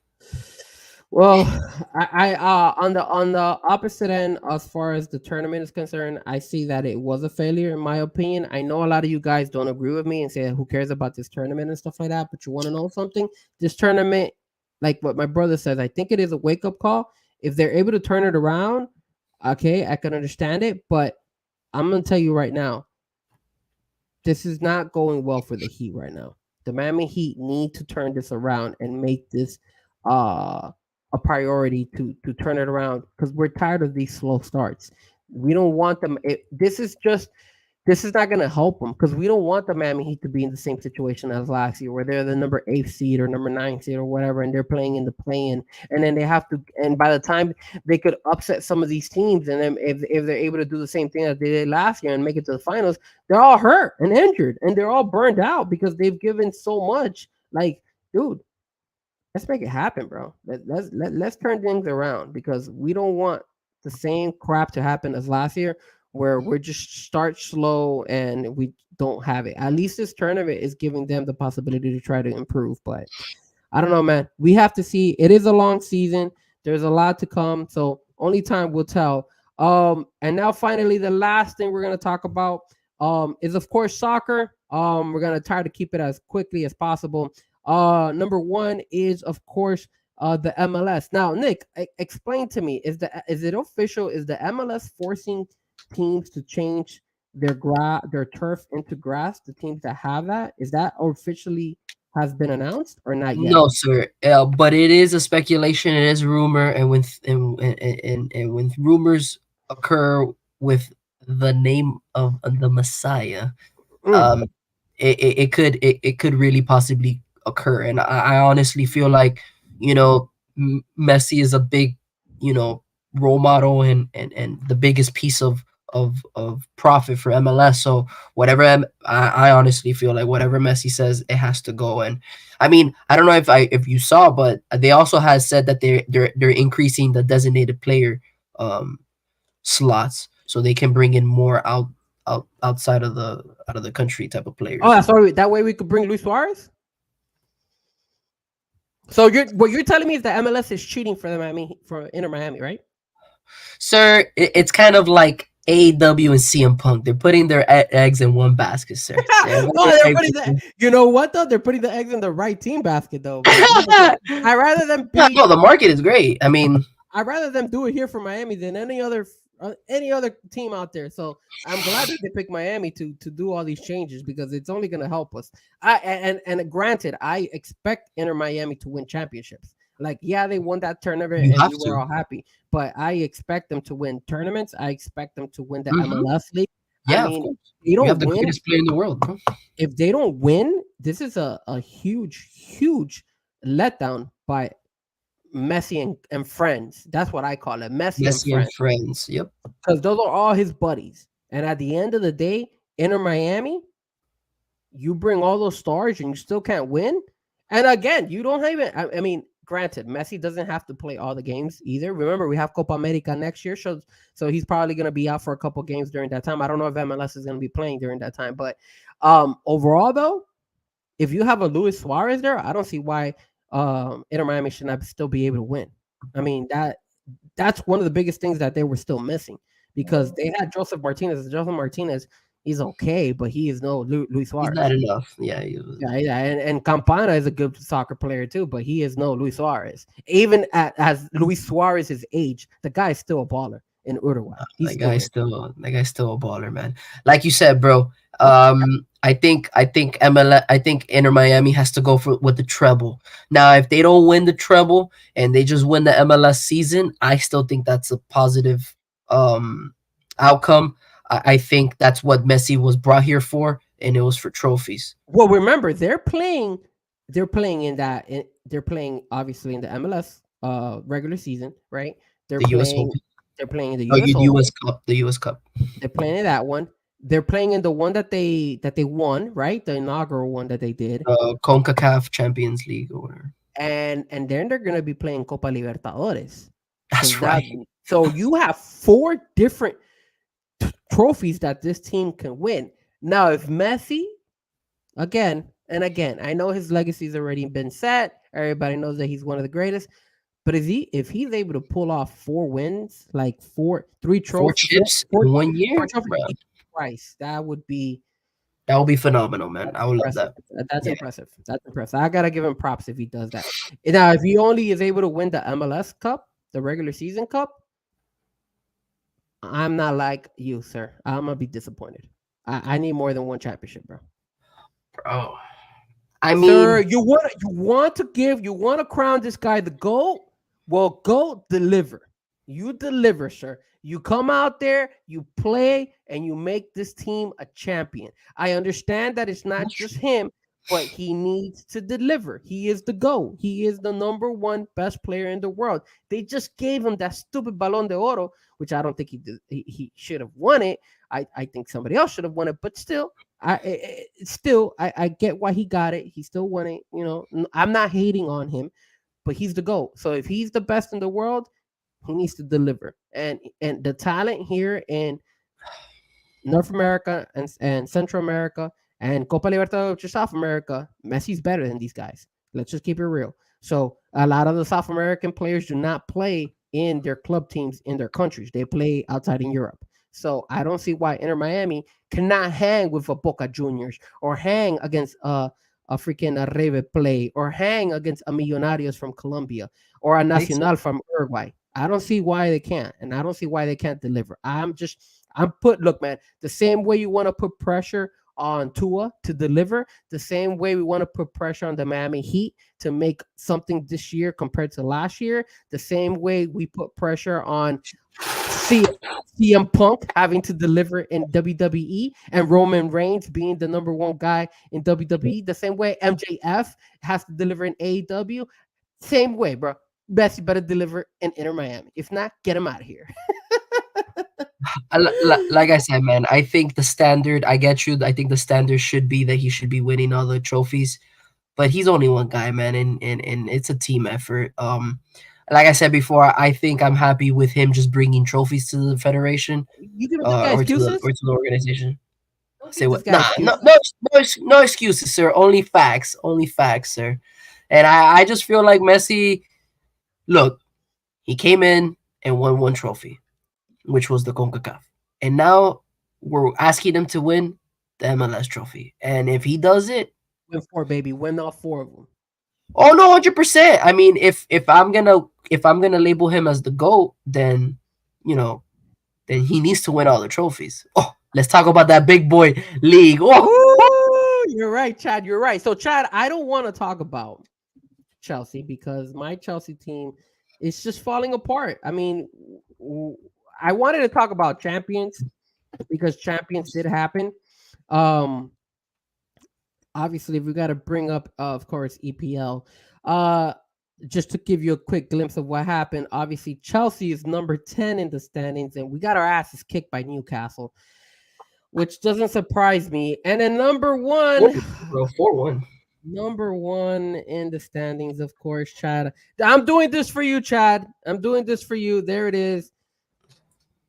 Hurrah, hurrah. There's the Gunners. The Gunners. There's Arsenal. They are number 1. They are on top of the league. I like Arsenal, man. I like that team. I like the coach. So Yeah, they're not bad. They're not bad. Arsenal's a strong team, man. But with that being said, though, will Arsenal be able to finish on top? I mean, look, you only got Man City down by 1 point. Liverpool's right behind them as well. I'm surprised Aston Villa is so high up there and Tottenham. And of course, we have the frauds in Man U. Now that's a team that you could call. Whoa, sir. Whoa. You got the sweater right here. I know today they blew a 2-0 lead against Galatasaray, but it's okay, bro. It's okay. We just gotta keep moving, bro. Keep moving. That team. Now, if you want to call a team fraud, call Man U a fraud. That team is a fraud. All day they're a fraud. They're not a team that you are expecting that much from them. I mean, I already know Chelsea is a complete disaster. But Man U, we all had high expectations on Man U, and they keep letting us I'm down. not lying to you. I did, especially with how the season ended last year on a high note. But I don't know. We'll see. Yeah, and then it's a lot of injury though. You also gotta realize there's a lot of injury in that team.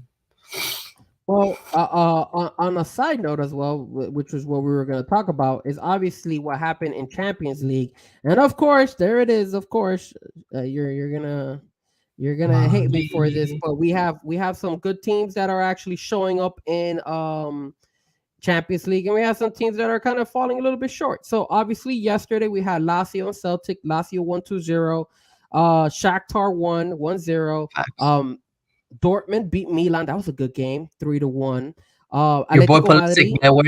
Where was he at? Where was your boy Pulisic, man? That guy, bro. That guy, Lord. And we're gonna talk about that in just a minute here. We're gonna talk about Copa America before we end the show. Atletico Madrid 3-1 against Feyenoord. Feyenoord has gone down ever since Luis Sinisterra left. That's how I feel.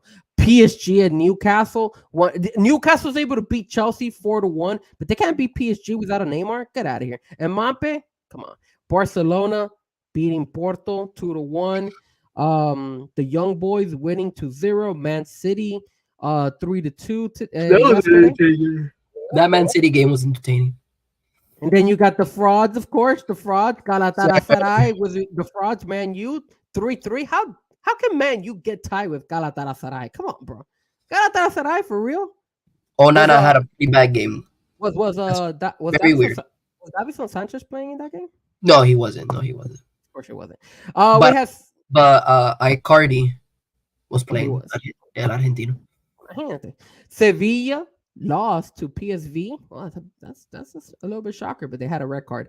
Bayern 0-0 with Copenhagen. I didn't get to watch the games today, so I'm a little bit shocked about that result. 0-0.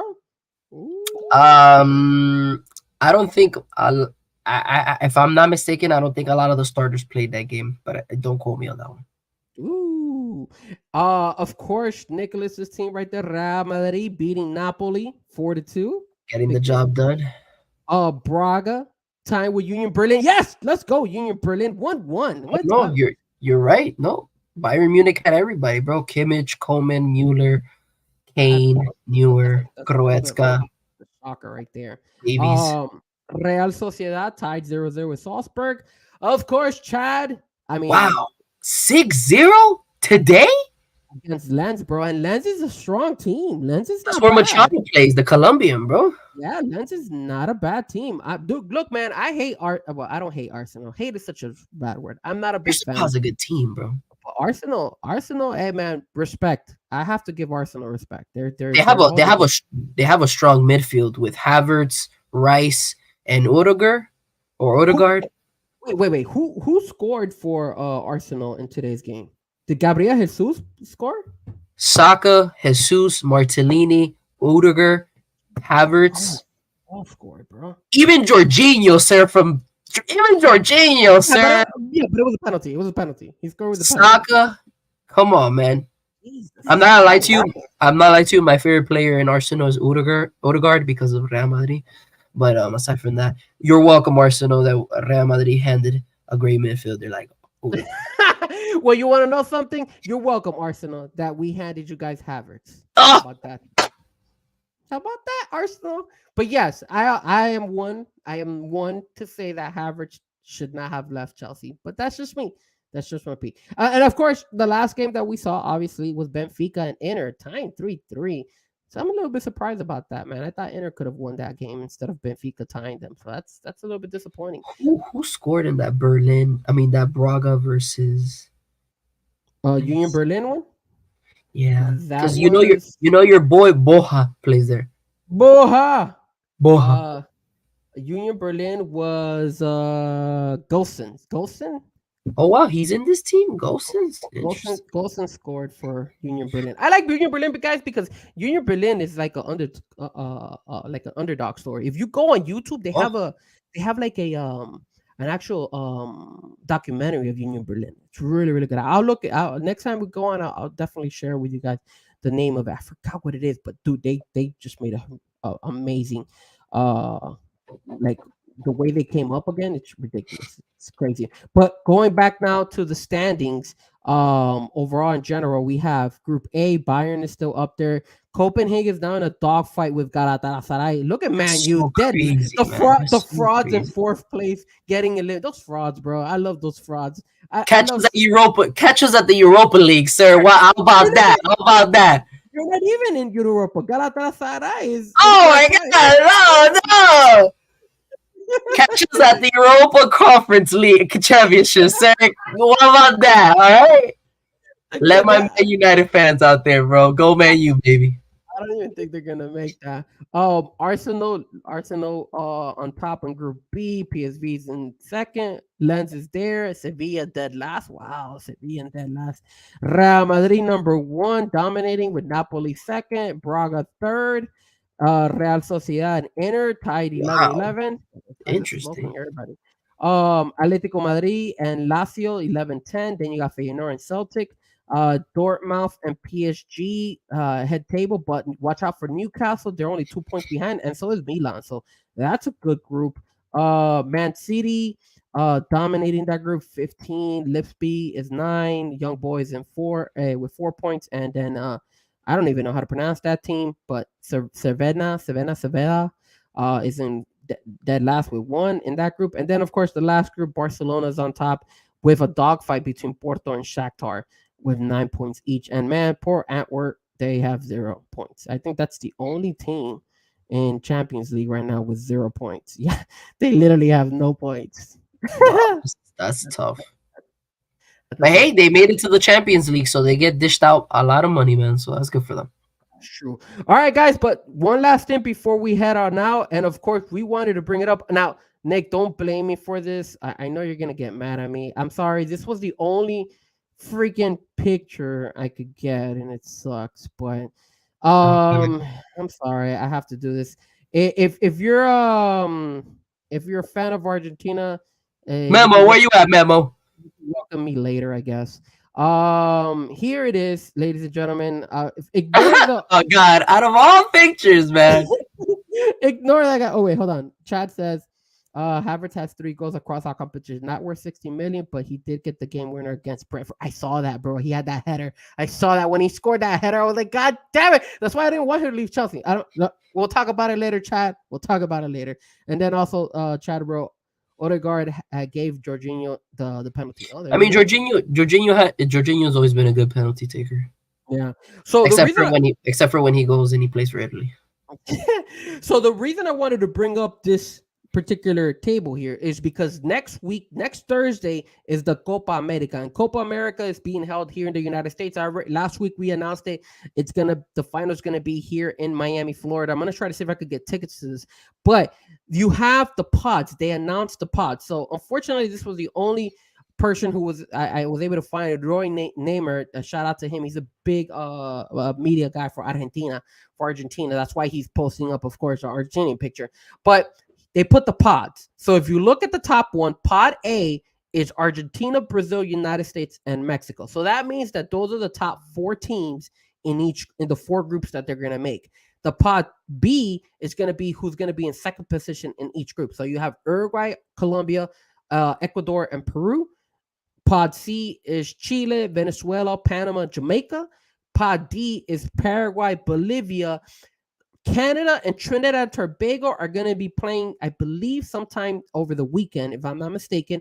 And then you got, I believe it's Costa Rica versus Honduras. And the winners of those are going to be in Pod D. So basically, what we're getting is that there's a very, very good chance that Argentina or Brazil or the United States or Mexico will have to go against either Uruguay or Colombia. Because obviously, the reason I like to bring or Ecuador, because I think those are the three next big strongest teams compared to.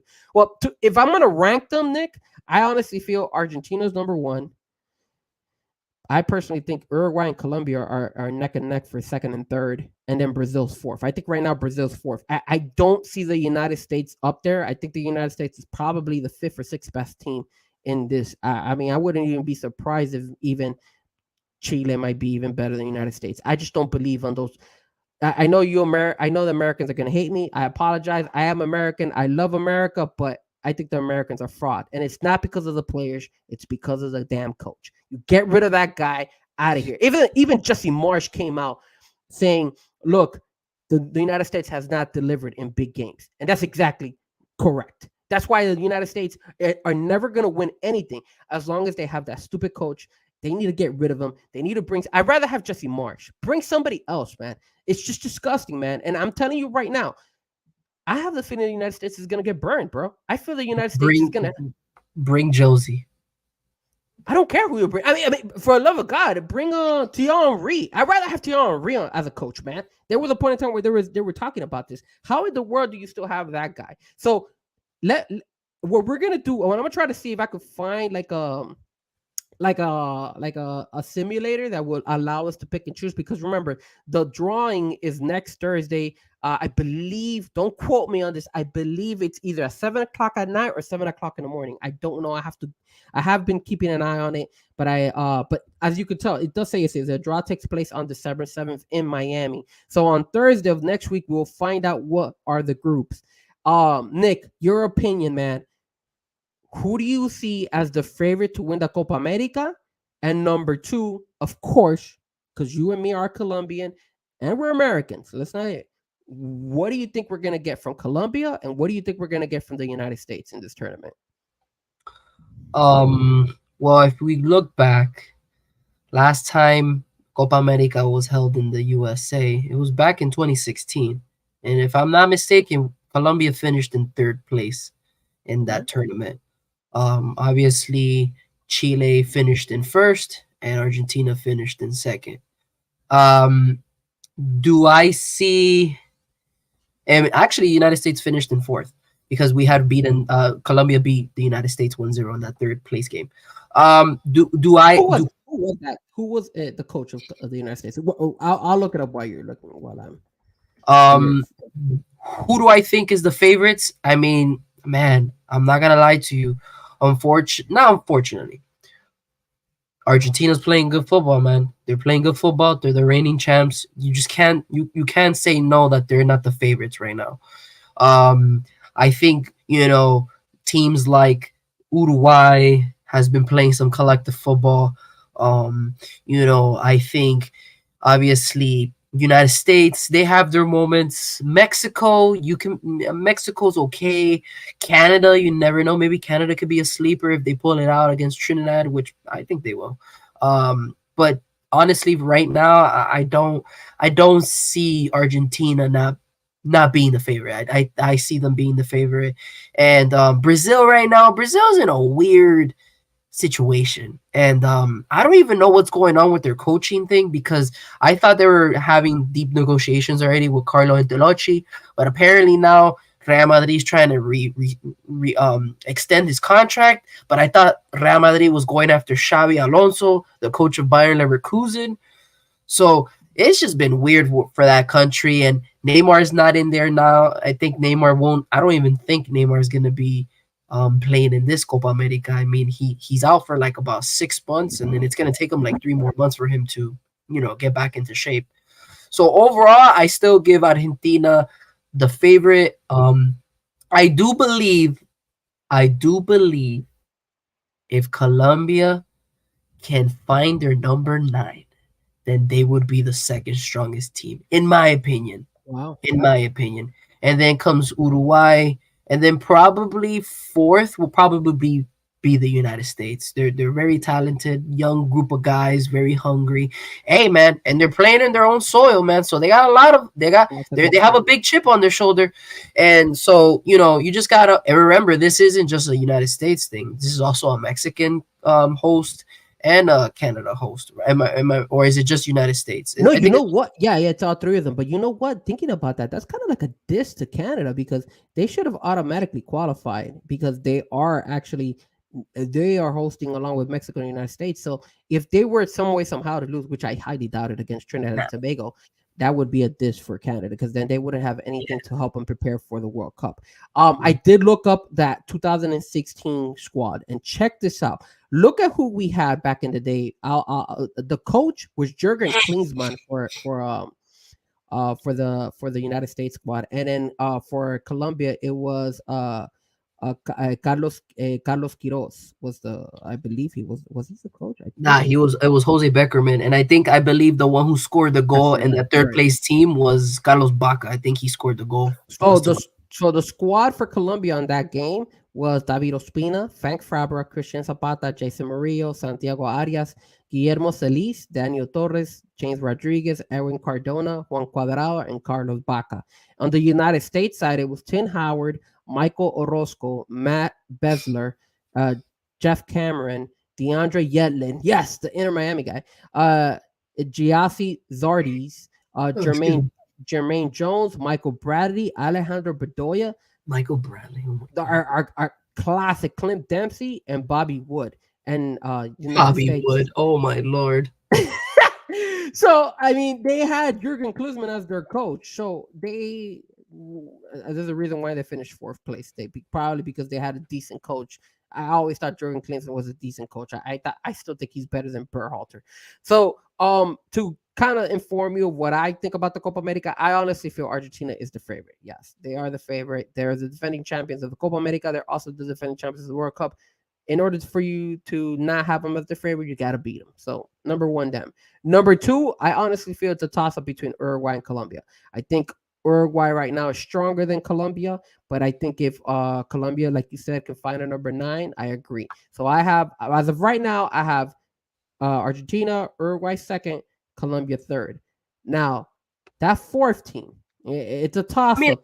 I know I left out Brazil, but Yeah, they're just in a bad funk right now, man. I will tell you this: that Brazil team, I have to put them above the United States. Even though they're in a bad funk, I still think that Brazilian Oh team is yeah. well more Okay, you're talented right. Yeah, than the you're right. United You're States. right. So I would put Brazil fourth, and then after them, man, I'm sorry, United States, and I really want the United States to succeed. I honestly think Ecuador is better than the United States, in my opinion. Whoa, I think whoa, whoa, I think whoa. Ecuador is better than the United States, and then That come on, man.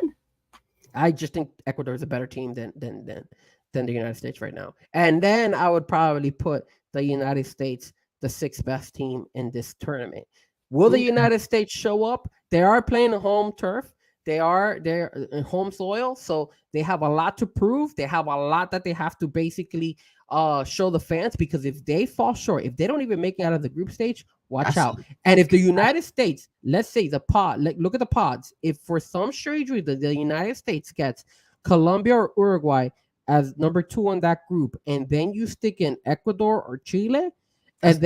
and then let's say you put in Canada in there because Canada's on that pod D. Who Watch out. who would be your group of death if you had to like just If look I at had to those? if I had to make a group of death, I would say Argentina 1, Uruguay 2, Ecuador 3, and Canada 4. That would be a group of death. Like those 4 teams, those 4 countries going up against each other. That's a hard burner. And you could flip flop Uruguay and Colombia on that one. It would just be tough as hell. Like you're gonna have Chile always gives Argentina a run for their money in Copa America, and Canada is no pushover. I like Canada, man. I actually like Canada sometimes. All Canada needs to do is just be a little bit more structured defensively. But I like the way they attack. They're a strong team, bro. I don't sleep on Canada. Canada, I do not. I have no doubt that Canada is going to be a big player in the World Cup coming up in 2026 here in the United States, because I thought they were going to do really well in this past World Cup. But they did. They started really well, but then they kind of like their defense struggled. So I think that's where they have to kind of like calm down. I think the problem with Canada is that they just get too overly excited, and I think they're going to like blow out the other team, and they need to control themselves. It's too much excitement. They like to use their left and right backs as, you know, kind of like a second wave of attack, and they like to play that three defensive back, and sometimes it can just catch up to them. Yeah, and then the other thing is a big key here. I know we both agree that Argentina is the team to beat, but watch out, man, because Messi's been a little bit injured, bro, and you see him struggling a little bit with injuries. And when you need to, if they push Messi a little bit too much in Copa America, maybe he won't be able to play all the games that they need him to play. But so what's the coincidence that Messi is playing for Inter Miami and they're making the final here in Hard Rock Stadium?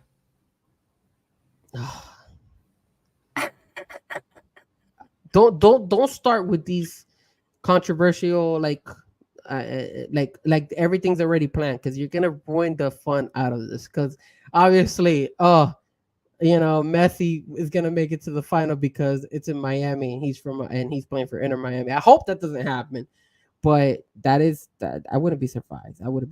And let me see what Chad is writing. Chad said it's no, not definitely, yeah. That's really been the impact of just saying. Yeah, and then inverted back is all Pep. Yeah. Again, man, it's a lot.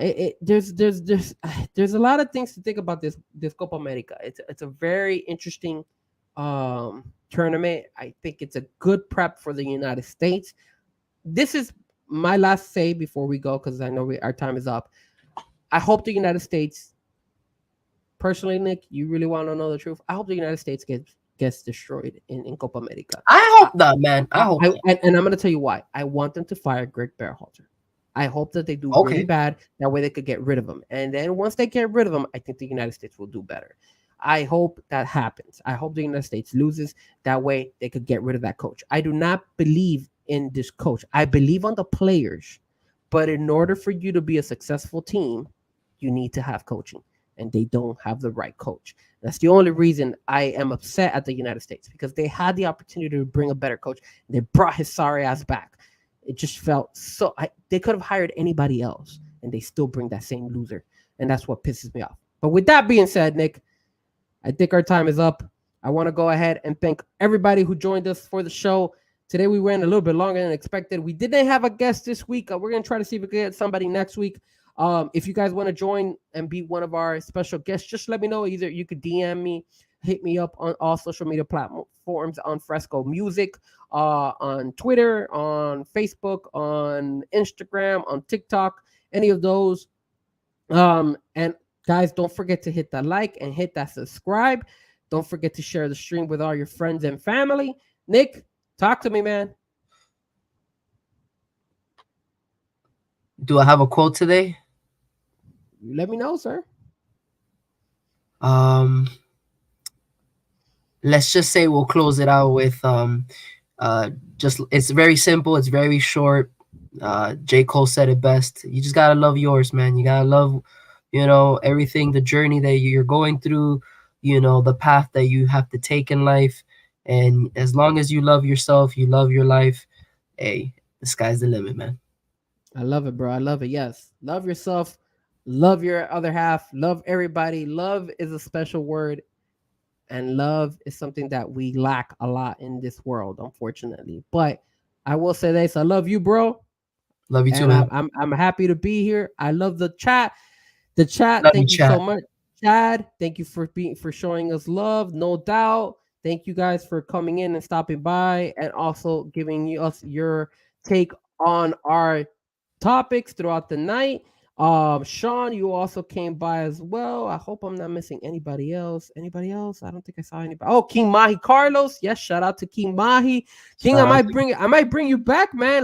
The last show that we had with you broke over 100 views, so I might have to bring King Mahi back, bro. Gotta bring back P. Gotta bring back King Mahi. Come on, man. Oh, and then Chad goes, to be the best, you have to beat the best. I love that, man. I think that's what United States needs to do, man. I think that's what the Miami Dolphins got to Hey, do. right, man. yo, Ron Crow, guess might be. I love it. I love it. But either way, guys, thank you so much once again.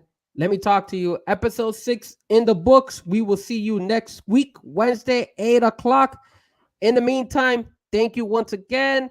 And for all of us here, and let me talk to you. Sayonara. Aish. Let me talk to you. The biggest icon in wrestling.